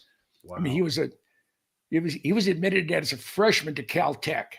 Caltech is a postgraduate university. And I think the freshman class that he was in was less than 100. Most everybody there at Caltech is postgraduate work. Mm-hmm. So I know what smart people are like, and you hang around with Bob for 10 minutes, you get that same sense. Yeah, the guy's he's very humble. The only thing when I was there, Joy was a little bit miffed because one of their dogs spent all his time next to me, not her. So I attract the dogs, I guess. Yeah. Or I've gone to the dogs, one of the two. But the next thing, of course, this is S5. He worked at S4. So now he works at S5. And he's going to dummy up one of the hand scanners. He's going to have it at the front door. Just to add a little bit more to the mystique. And he may have it by now. Someone offered him or showed him, it looks like a flying saucer. It's on a pedestal, and it looks just like a flying saucer with windows down one side and stairs leading up to a door, and that's going to be his guest house. And I may be the first person to stay in it. I don't know. So, but it's going to be fun. It's going to be fun. I'll tell you what, legends keep company of legends, man, and it doesn't get any bigger than that. I know we got you in Reno coming up here, Jim. So I know I'm sure be a part of that live show on that Friday. The other thing about Reno, I'm bringing a bunch of books with me. All the hardbound books you saw, well, the Blackbird book that I'm holding, my 75 years of the Skunk Works books. Those 6 books on top, they're all hardbound, and I'm bringing a whole bunch of all of those. So if you want it, I only take cash. If you get more than 2, I'll give you a deal. And but I'm going to be bringing a lot of books. And if you have any of my books, if you can bring them with you, I'll sign them if you purchased them, or if I sent it, if someone sent you one or whatever. So no, I'm very, very proud of that. And Jeff Babion, who was the 10th head of the Skunk Works, he's now retired. He said he had 2 books in his man cave that no one was allowed to touch. My SR-71 Blackbird book from Shepherd Publishing, and my 75 years of Skunk Works from Osprey Publishing. And if you can't make it to Reno and you want one of my books or all of my books, go to Amazon, books by James C. Goodall, and you can order them there. If you're a Prime member, you don't pay for shipping. My Skunk Works book is 5.5 pounds. The Naughtiest to Columbia class, that's 4.5 pounds. And the other ones are 1.5 pounds, 2 pounds each. So there's a lot of we sacrifice a lot of trees for my books, but I'm really excited. Quality. But the other thing we haven't touched on, are we going to be on for another hour after this? We aren't, unfortunately. We have Jax coming in for hour 3.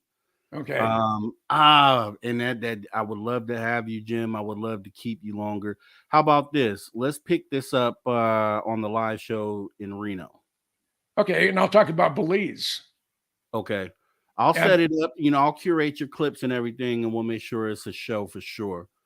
I wish I had more time with you, Jim. I love it. Man, we do this all the time. We've done 3-hour shows, me and you, multiple times, so we could definitely, this conversation could continue to go. But I do have to reel it in, and we'll save something for them for Reno. And you guys tune in. Make sure you tune in on that Friday, 3 p.m. Pacific for the live show with Jim Goodall and along with a lot of other guests, as you see right here on the screen. Jim, thank you so much for coming in. I can't wait to meet you in Reno and conversate with you in person. This is about to happen, and I just can't wait, man. Well, anytime you would like me on, you let me know. And as long as I'm, it doesn't conflict with something, some other program I'm on, or if I'm in the jungles of Belize, I can't help you. But other than that, I'm in for any time you want me on. All right, Jim, I'm gonna hold you to that. It's been too long. Like I said, we did the New Year's show, which was awesome. And I look back and I'm like, wow, it's been almost 5 months since then. We're long overdue for this, and we will keep the conversation going. Jim, thanks for your time tonight. We will see each other and talk very soon. Sounds good. Sounds All good. Right. Rob, enjoy. Have a good rest of your night. You take care, sir. And from the audience, I know they love you. They're all saying thank you, Jim Goodall. My pleasure. Have a good rest of your night, Jim. See you soon. Really will do. Take care. Yes, sir. All right, guys. Awesome conversation with Jim Goodall, the legend Jim Goodall, right? The legend, as it says right here on the bottom of the screen, the legend Jim Goodall joins us. Always awesome conversation. Can't wait to do it. Can't wait to meet Jim in person, right? Lucky me. I get to meet Jim out in Reno, along with the person we're bringing in for hour 3 here, which we'll be talking to in just a moment here, guys. So you guys don't go anywhere. Stick around as we get into take a pause for the cause and get ready to jump into hour 3 right here on Spaced Out Radio. Just hang back. See you in just a minute.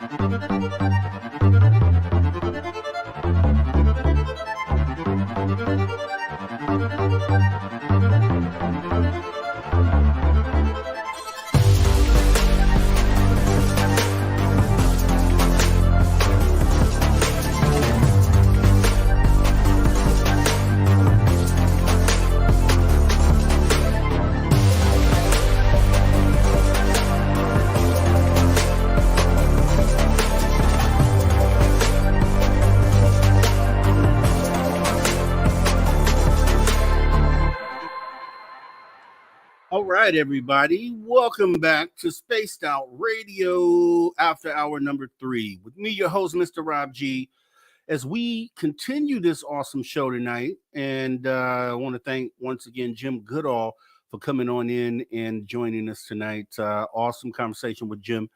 Also, for the space travelers out there, since you're already a space traveler, consider taking the next step and joining the club. That's right. You can join the Spaced Out Radio Space Travelers Club for as little as $5 per month by joining our Patreon. We would appreciate if you did that. And also go pick up some swag. We don't have ugly swag. You can get that at spacedoutradio.com/shop. Going to get yourself a Rob G Alien Head t-shirt. That's this guy right up here. This logo right on the t-shirt. And if you bring it to Reno, I mean, who knows? I mean, I just want to see who out there is decided to get the Rob G swag. We'll take a look and we'll see and show you live during the broadcast in Reno. But what we're going to do now is we're going to go ahead and jump into what we're doing for hour 3. We're bringing in a person here who will be heading our paranormal report on Sundays now for hour 3 going forward. Also hour 3 here, and then also Tuesdays with Dave Scott. So I'll introduce this person here, and then Travis Musus will be moving over to Saturdays and kind of alternating now with Brian Bowden. So we'll still have our Travis doses as we go ahead and welcome our newest addition to Spaced Out Radio, the team, Sundays, none other than someone you're familiar with. It is Jax Harmon. Jax, thank you so much for joining us tonight. How are you? Of course, I'm good. Thanks for having me on. I'm so excited to be part of SOR now. Man, that's what I'm saying. So hour 3 going forward, Sundays and Tuesdays, Jax Yep. will be heading off the Paranormal Report. Was so excited to have her joining us and bringing her energy and knowledge to the table. So, Jax, we're going to kick it off this first week. What do we have going on? What are we getting into? Well, for tonight's show, I was actually thinking about this. The last couple of days, I've been having these experiences that we all have, which is when we see these, visions or like shadow things out of the corner of our eye. And we all do it. We all see it. And a lot of people kind of think like, oh, what was that? Did I see something? Was that a bug? Was that a shadow? You're kind of always trying to figure out what it was. And yet you find yourself kind of brushing it off, But these are truly things that we're seeing. We're not hallucinating. It's not something that we're imagining. We really do see these things. And what's happening is you're actually getting like a sneak little peek of like a second of maybe, someone coming in to say hello. Like you and I've actually talked about this before about shadow figures. And it's very similar to that where, you'll see it and then it's like, well, what did I just see? And it always kind of makes you stand there for a second and look or wonder, what's going on? What was that? Because sometimes you'll actually hear a little noise with it as well. So, it's very common for people and everybody, like I said, everybody does this. So what's happening is you're actually interacting with the other side. And it's just like a piece of them coming in to say hello. They're there, they're gone. But the thing that I wanted to talk about was the frequencies, the vibrations of the living and the dead, because they share energy, we share energy, and there's energy all around us. So as people, when you're very happy and easygoing, you have a very high vibration, and if you're someone who's sad or lonely or depressed or have a lot of anxiety, you have a very low vibration.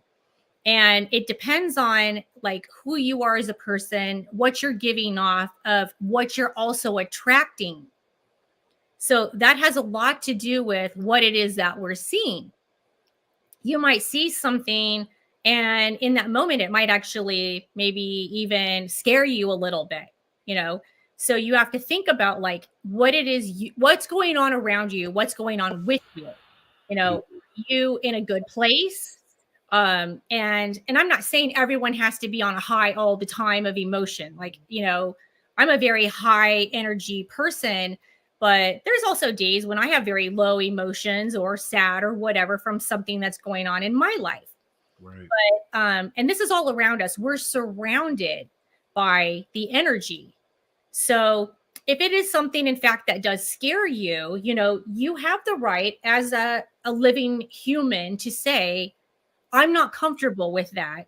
Please don't come here anymore. Because I know there are like a lot of children, even some adults that I know that'll say, I see things out of the corner of my eye and I always wonder what is going on. Am I seeing something for real, or is it just my mind playing tricks on me? And so a lot of people now are doing videos. Like, I'm sure you probably have video. Like a lot of people have videos set up in their homes now. And they're actually catching these things happening. So it's like, it's that backup of evidence that's proving like, I'm not a crazy person. Because a lot of people do think that.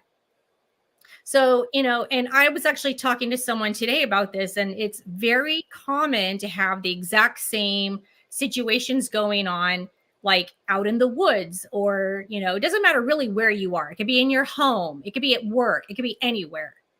But we will all have these experiences. I don't know one person on earth who can say, I've never seen anything out of the corner of my eye, or I've wondered what that was, or did I actually see that? We're always questioning ourselves. But in fact, you really don't have to question yourself. If you think you're seeing something, you probably are seeing something. Because the spirit world it's like when someone passes on, it's very much like when you're living. The dead will move on, but it's like they go in stages. If they leave here and they're very happy, and they're ready to completely move on and accept everything that happened in their life, and they're just, ready to go, they'll go to the light. But there's a lot of people who will often leave with depression, high anxiety, sadness, and they'll almost put themselves in a state of not even ready to move on. Like there's a lot of people who carry anger, and it's like they'll get to a place where they're confused. And that's a lot of times the people that we're seeing out of the corner of our eye is that energy that's kind of left back, and a lot of times you almost have to help them by saying, you're good. If you want to, you can go to your angels and move on, kind of thing. You know what I mean? Like go to the light and move on. I've actually had this experience in my whole life where I'll see things and I'll often wonder myself, like, did I actually see that? And the paranormal is a part of my life. So, we're always questioning ourselves. But at the end of the day, you have to realize like that it's just the energy of the past, the energy of the future. It's the energy of the living and the dead. And we're always surrounding each other. So it's just a combination of all those things happening, but it's not like they're here to scare us. It's not like they're here to freak us out or anything like that. A lot of times you may know them, you may not. Like, for instance, you were telling me before about the shadow man in your house that I saw, and I don't know how you feel about it now after we talked about it. But a lot of times, just a conversation alone can put somebody's mind at ease. Right. And that's kind of where I'm at with like just trying to make people understand, like, yeah, you might see something. It might be something, maybe you're, in your bathroom and you see something move, or in your room or your living room, your kitchen, wherever it is, and you see something. It doesn't necessarily mean there's something negative around you. It could actually be something very positive. It could just be a family member just like checking on you. Okay. Our spirit guides are always around us. We're surrounded by our spirit guides, our energy. But like I said, but some do get stuck where they're in a state of confusion and they need that little bit of help to move on. Sometimes it's their own help that they need, but in the same, time period of that, you don't really know what's going on as a human, because we, as human beings, don't really have all the answers, obviously, or we wouldn't even be doing these shows. Right. I mean, a lot of us are just kind of going off of like our, experiences, things that we've learned over the years. I've been having paranormal experiences myself since the age of 4. We're talking almost 50 years for me. And that's quite a long time to have a lot of these experiences. But what happens with our vibrations, like I was saying earlier, is we often forget that we share our homes, our workplace, and even people that we hang out with.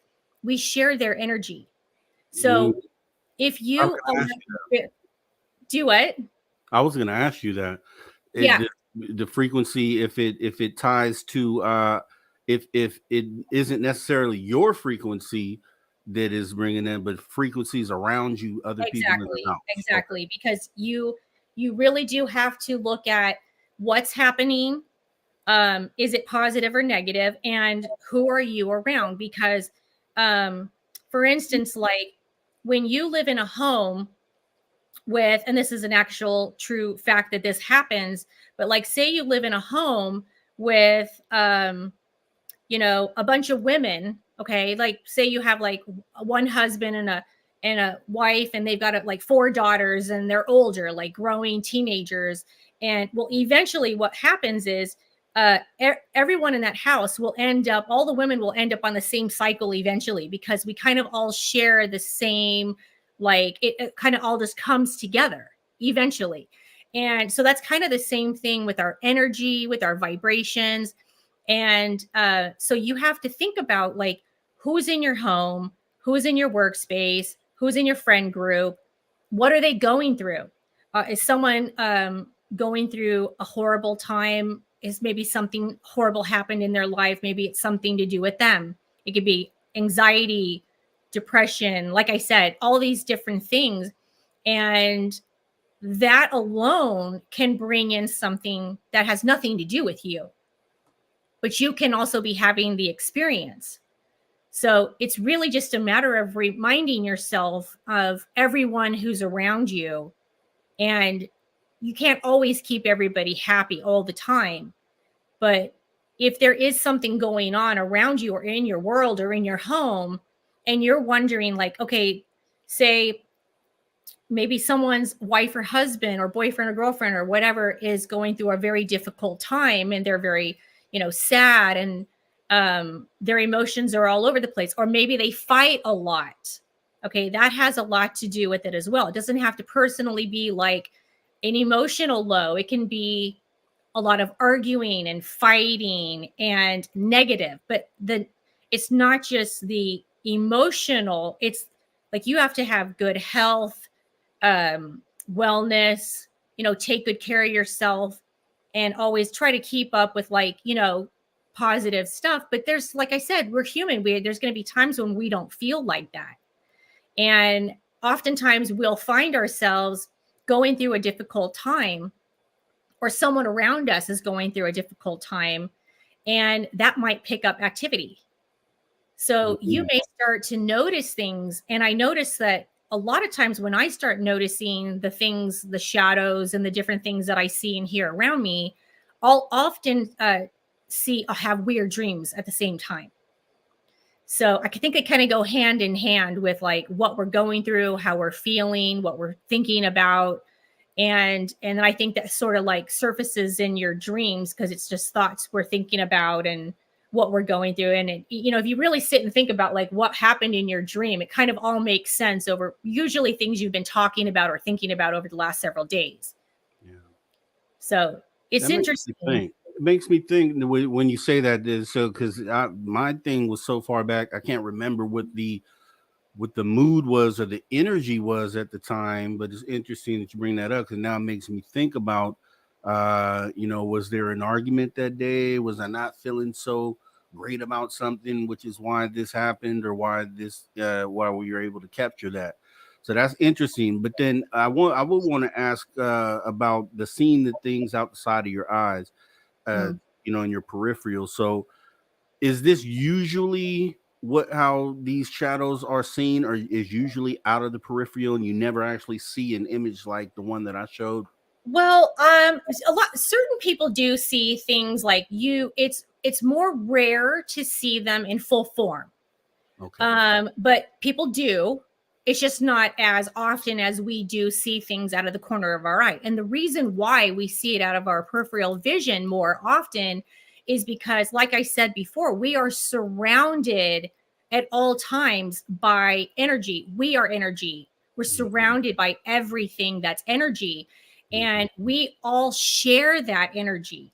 So, when you're in a home, and like I said earlier, the point about like the fighting and all that, it's not necessarily going to be like maybe you're a super happy person and then one day you have a fight with somebody. It's really not like that. It's more like if it's like chronic fighting and habitual, arguing, and someone just being super negative all the time. Like this is something that's like usually going on all the time. But the sad part about it is that a lot of times that will create negative energy, which will bring something in. So you're kind of inviting in that negative side of energy because that's what you're putting out. So it's what you put out is what you get back. And a lot of people don't even think about these things.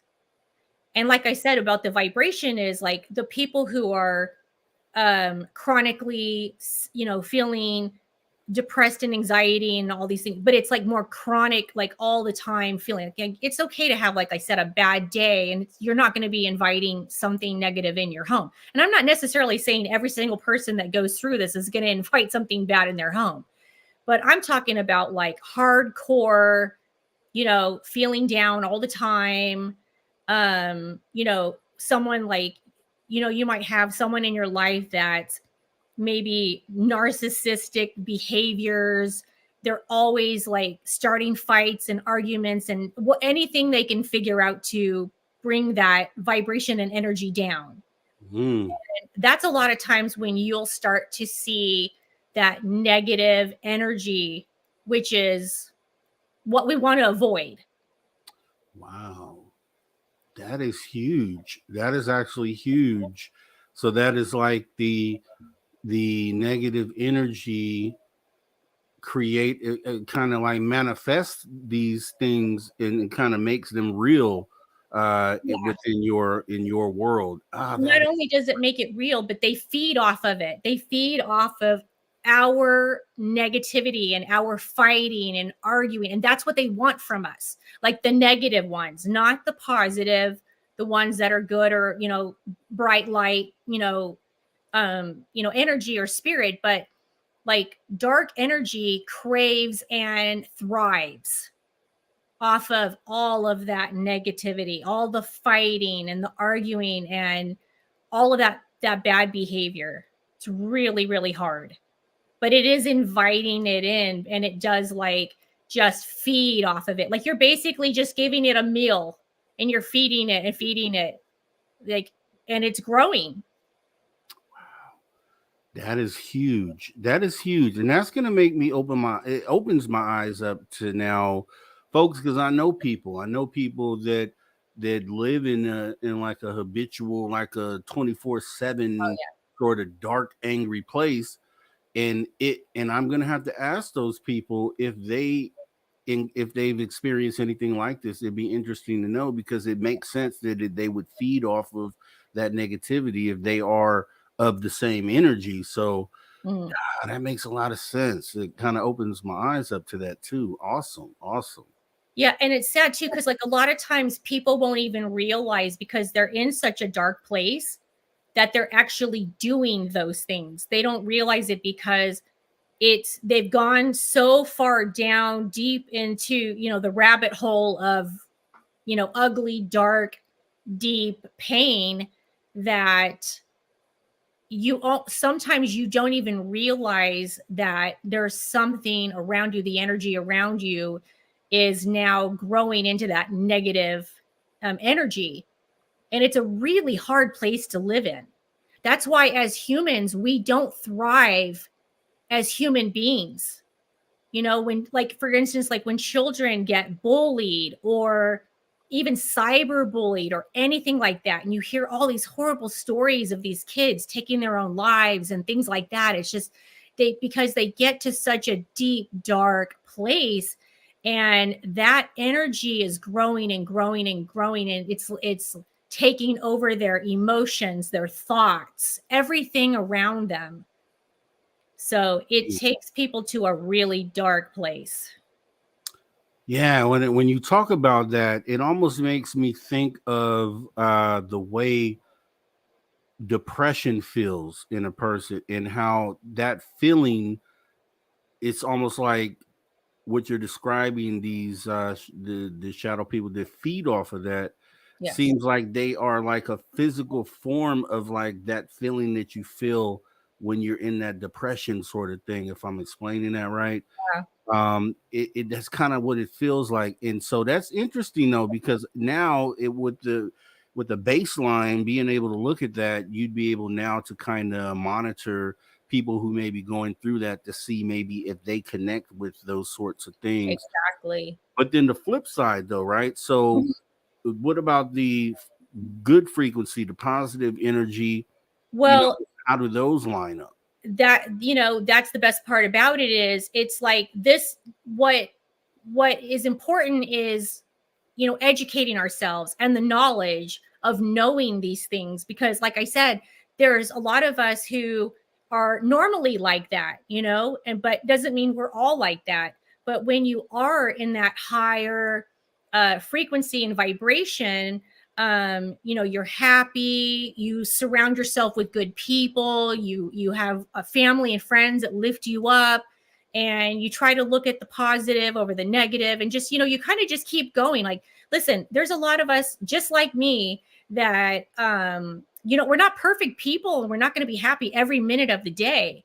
But once you learn that this actually does change the energy around you, it makes you sit and think about it more. It makes you want to make better choices for your surrounding.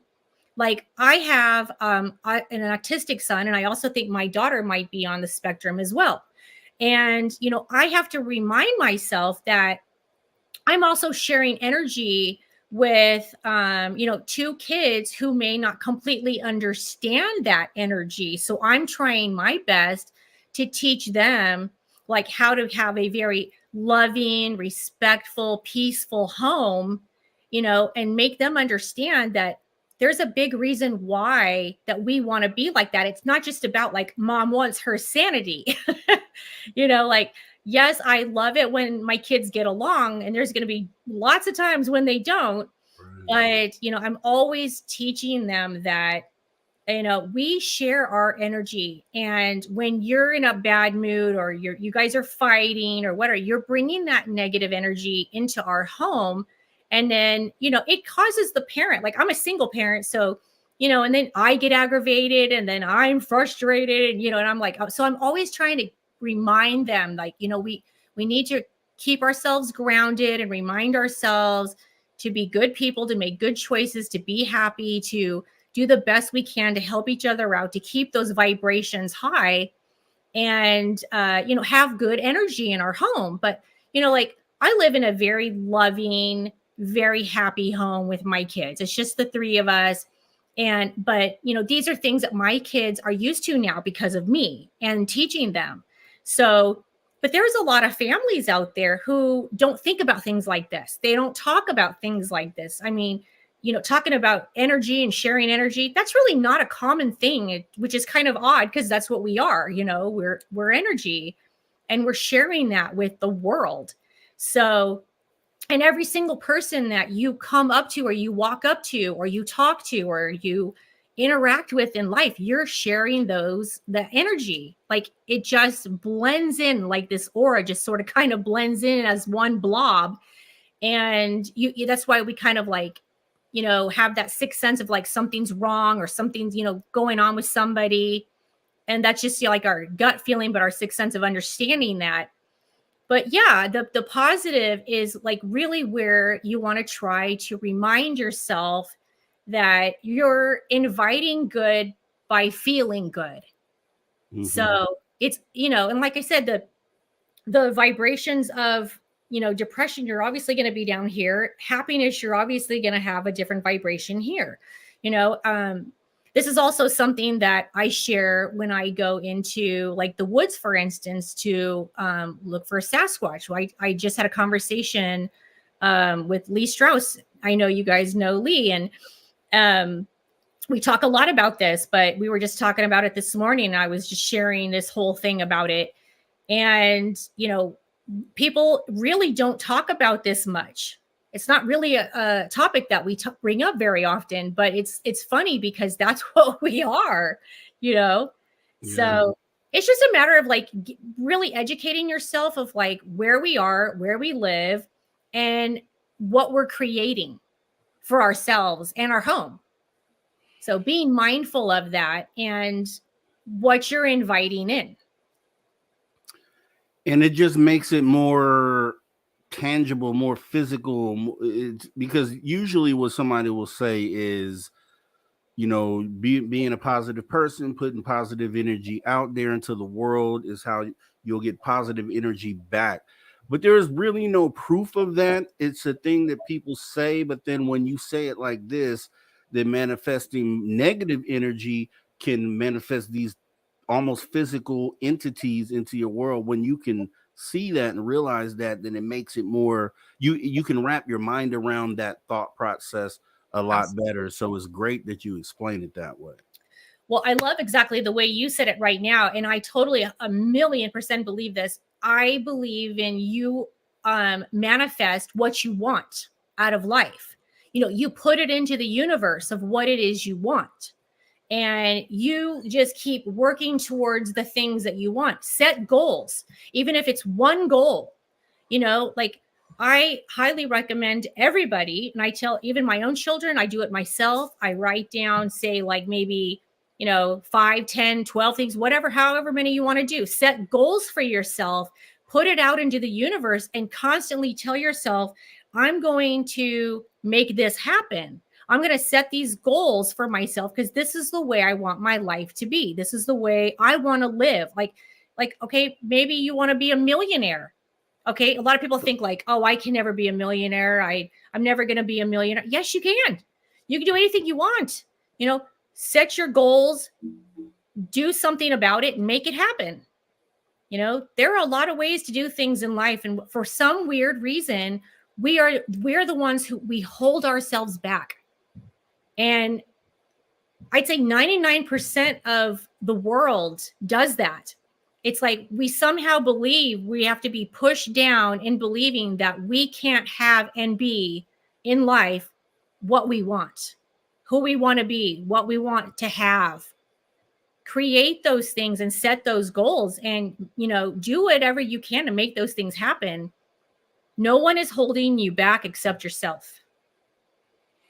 Yeah, and it makes me, more you talk about that, it makes me, because I've heard Billy Carson talk about that, and I've had a chance to meet Billy one time, and I want to interview him because I some of his views I agree with, and he mentioned something about the manifesting that really kind of resonated with me about how how those things actually happen, with those things that you manifest are kind of drawn into you.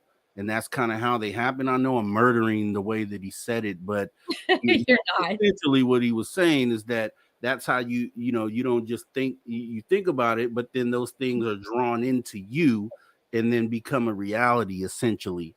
And so I really appreciate that. And kind of going back now, because I've talked about my own shadow thing to a bunch of different people because I'm trying to figure it out.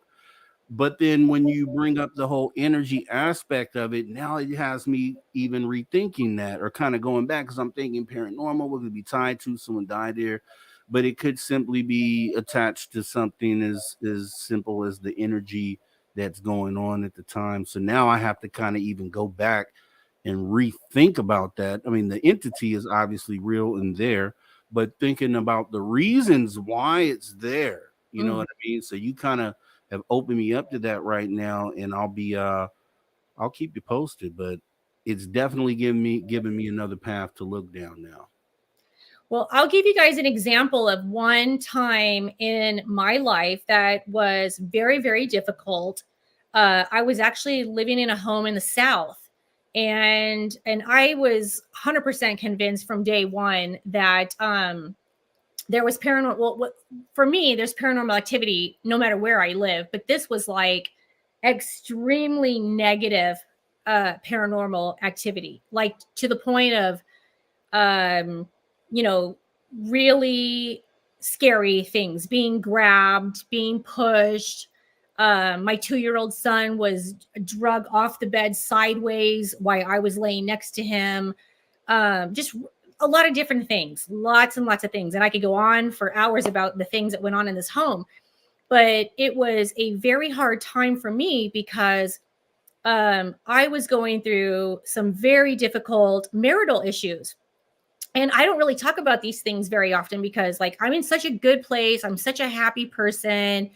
I don't dwell on things from the past. These aren't things that, like, once things are done, I wash my hands of it and I move on. And I'm an extremely blessed individual, meaning I am happy. I love life. I'm just very positive about the world. That's just who I am. That's the way I live. I live every day like it could possibly be my last. And, I'm just smart about it, but I'm just a happy person.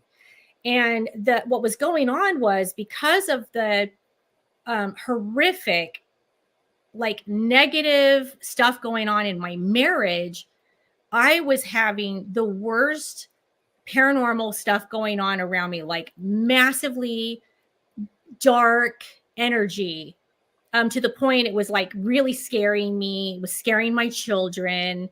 It got so bad that we packed up and left.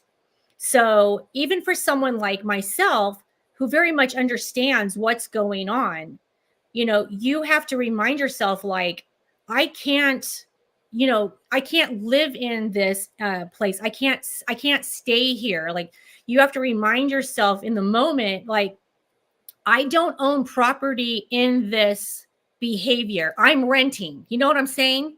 Like, I'm packing up and I'm out. So you have to make smart decisions when there's bad things going on. And if you do have negative things going on around you, sit down, think about it, and give it, you know, some thought. Like, is it me? Is it someone around me? What's happening around me? Am I in a relationship that's ugly and nasty and fighting, and we call each other names and we go to the lowest lows? And, you know, you just want to remind yourself, like, what's happening in your life. You know, it doesn't necessarily have to be you, but like I said, I experienced it firsthand, and it was just too much. I couldn't do it. So, you know, my marriage ended right there, and it was my choice. I said, that's it. I'm done. I'm out. I'm bouncing. And my life got better, you know, in every way, shape, or form. Like, once I was like, I can't do this. You know, I'm not sitting in this negative bowl, you know, I'm out. So Yeah, I totally agree, and I've always felt that way, because same as you, I feel. Now others may have differing opinions, but I feel that I'm a person that puts out positive energy. I'm all about humanity. I don't care, you know, what your background is, where you come same. from. I accept all humans as the human beings. I give you the benefit of the doubt until you show me otherwise. So I'm with you on that energy thing, and I think you may have really open some eyes up with that, because you know, you think about all the people that may be in those sort of situations where that negative energy is there, and Absolutely. maybe they don't connect to That's the right. paranormal side of it, or that doesn't compute for them. But I would wonder, for the people that do connect to that, if they were to monitor their situation, if they could, you know, agree and confer that this is there is a connection there, because that would be awesome to know, because then, you know what I mean, it would explain a lot of things for different people who are going through that. They're like, wow, yeah, my home life is like that. That might be the reason I'm experiencing this. And so it's cool that you made that Yeah. connection. Thank you. One more thing I want to mention before I forget too is another thing that negative energy around you can bring on are illness of any kind. It could be anything. It could be as major as cancer. It could be, I mean, serious things. Um, and you might be going to the doctor and they can't figure out what's wrong with you.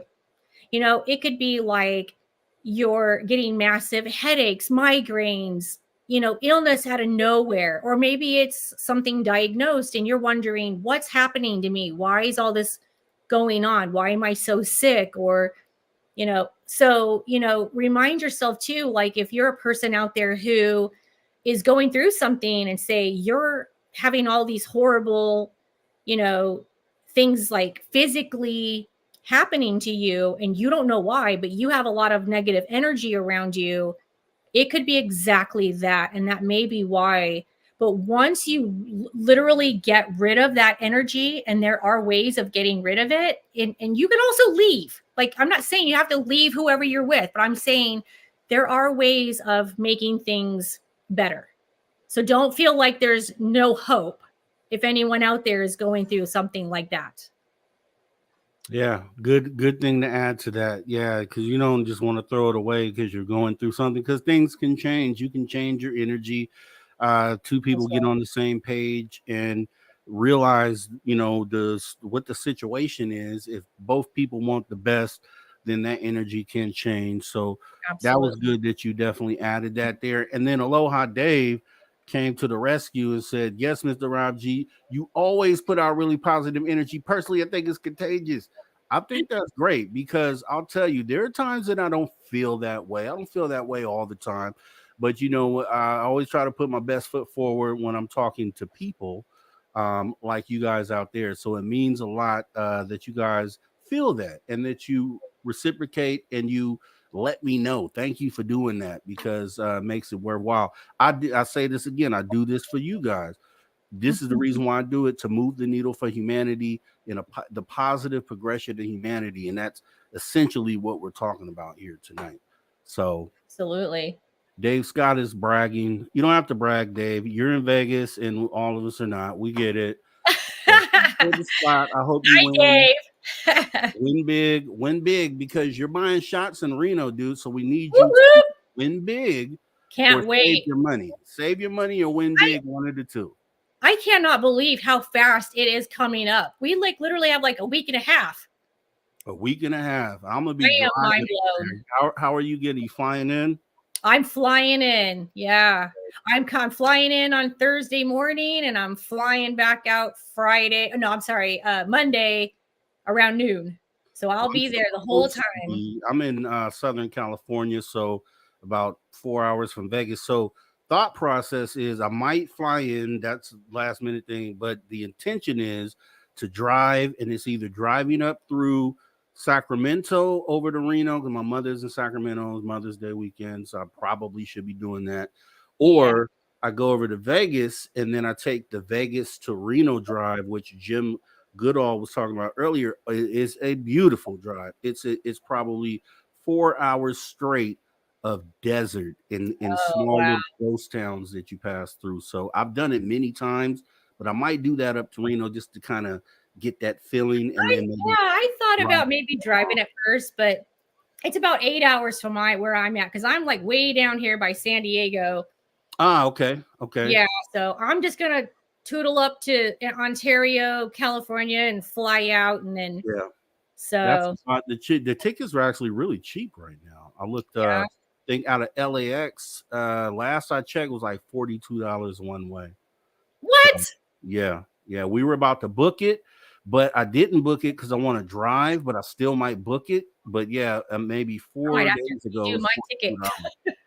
Definitely. Mine was way higher than that, but like I said, I live way down here, so going to LA from where I live, it's like probably a 1 hour drive with no traffic, but a 4 hour drive with traffic. So, well, here's the funny part. So I'm in Bakersfield, right? We have an airport here. The airport to fly from here to Reno is like twice as much as it is from LAX to Reno, which is like, yeah. So I don't know what I'm gonna do, but I'll tell you what, I can't wait to meet you in Reno. I know. I'm so excited. And I do love your energy, by the way. I think you have amazing energy. I appreciate that. Same with you. You have an awesome resonating energy. It's kind of gets inside of you. Yeah.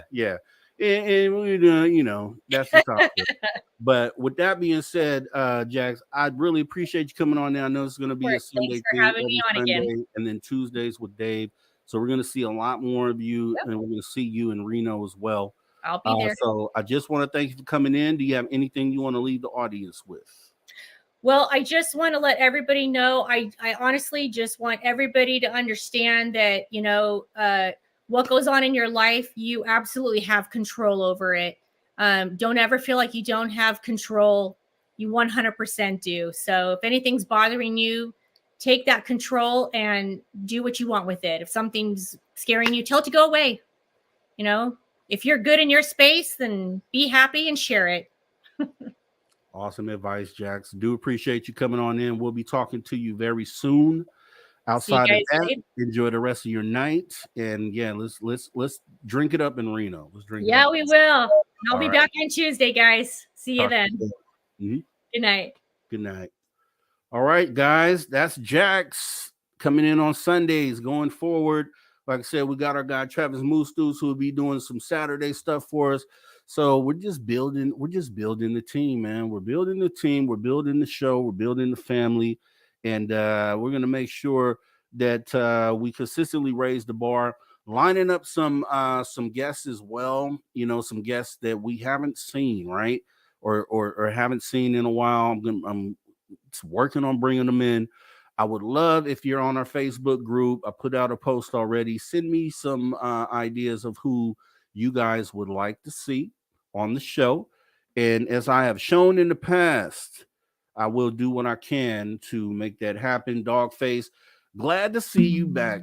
Glad to see you back. It's awesome to have you back, right? Saying great show, bro. Proud of you. Man, thank you very much. I do appreciate it. And we are definitely trying to move in a direction where you are satisfied with the programming here at Spaced Out Radio. A lot of stuff on the horizon. Can't even really talk about it.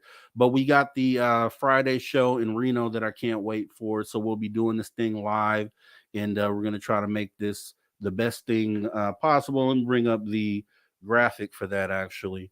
As you see right here, Spaced Out Radio Live Show 2024. Spaced Out Radio Fan Party, May 10th through 12th. And I could tell you about it, or I could just let the commercial play, right? So I think I'll go ahead and do that. Let's check it out. If you love your woo, it's time to make a commitment to the 3rd annual SOR Fan Party. This time, we're heading to Reno, Nevada and the Silver Legacy Casino and Resort, May 10th through 12th, 2024. Tickets are $60 or $100 for VIP. With that, you get a free radio show. You get to hang out with celebrity guests from Spaced Out Radio, including our team, who are coming to hang out with you. You get to meet the entire team, like Science Bob, Merle, Melinda Leslie, Geraldine Orozco, and more.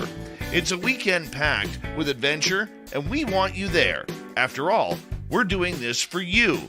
Find out more and get your tickets at info@spacedoutradio.com and book your hotels today at the Silver Legacy Casino and Resort in Reno, Nevada.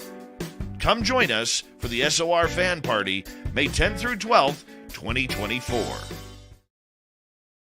So that is the fan party, and you can watch that fan party. As you can see, we have the show already set up on the YouTube, so you can go ahead and click on it, click the notification bell, because the show is at 3 p.m. Pacific time, which is a lot earlier than we air anything on the channel, right? So you want to make sure that you don't miss the live show, because we want to kind of interact with you as well as the audience.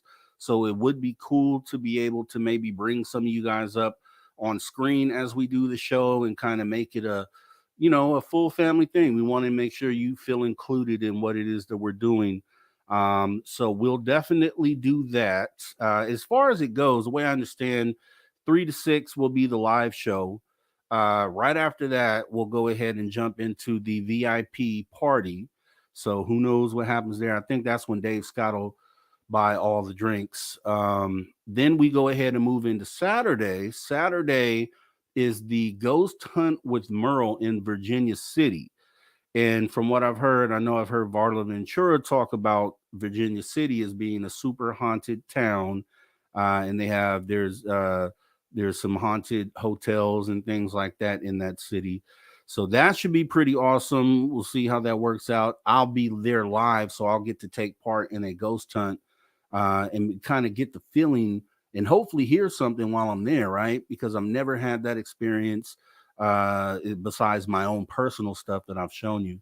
So that should be pretty awesome. Then Saturday night, we got Melinda Leslie doing the UFO Skywatch, and we will have hopefully a few people there that specialize in CE5. So what I'm hoping is during the Skywatch, we can, get some CE5 people to bring something in and maybe get something epic recorded on film. And then for those of you who are there live, obviously you'll get to see something live. Hopefully that happens. And then Sunday is a free-for-all, pretty much whatever you guys want to do, you just let us know. But at some point during this fan party, we got to make sure that we get Dave Scott down to dinner, invite him down for dinner, and then everybody orders pancakes. I think that would be epic, and Dave Scott would totally appreciate that, because you know how this guy loves breakfast for dinner, loves it, absolutely loves it. So make sure that you guys are in there so we can get Dave Scott some breakfast for dinner. Outside of that, we are at the end of the show, which I think has been a pretty awesome show. We rebounding for the audio effects. I know we pushed through the Thursday and Friday show. We made that work. And, I think looking back on that, it ended up being excellent. I will be back here tomorrow because Dave Scott is still en route to getting home. So he won't be home until tomorrow. And also, I'll be taking over the Monday show, which will have Lon Strickler on, right? So that should be awesome because we go over Lon's stories here on the show on the weekend. So I'll get to talk to him about some specific stories that we've looked at and then hear a lot of what he has to say. So it should be awesome meeting him and talking to him kind of for the first time. And that's what we're going to do. So let's go ahead and thank our super chatters here, right? We had T-Bone in the building. We had Deb from Sacramento. We had T-Bone again. And we had Dogface with the return coming back. Dogface is back in the fold. And then T-Bone again. So you guys really appreciate your love and support of Spaced Out Radio. It is all appreciated. So to all the viewers and listeners all across the globe, like I pointed out, Australia, England, just Europe, just everywhere, Canada, America, Mexico, to all the viewers and listeners across the globe, I want to thank you for tuning your frequency to Spaced Out Radio, where we do what we do best and will continue to do. And what is that, you ask? Well, Puck Elf at the buzzer. Appreciate you, Puck Elf. Thanks for your support of Spaced Out Radio. And you tell me what we do, Puck Elf. What do? We own the night. You guys have a great rest of your night. See you back here, 9 p.m. Pacific tomorrow. Lon Strickler, your host, Mr. Rob G, filling in for Dave Scott. You guys enjoy the rest of your night. Sleep well. Take care.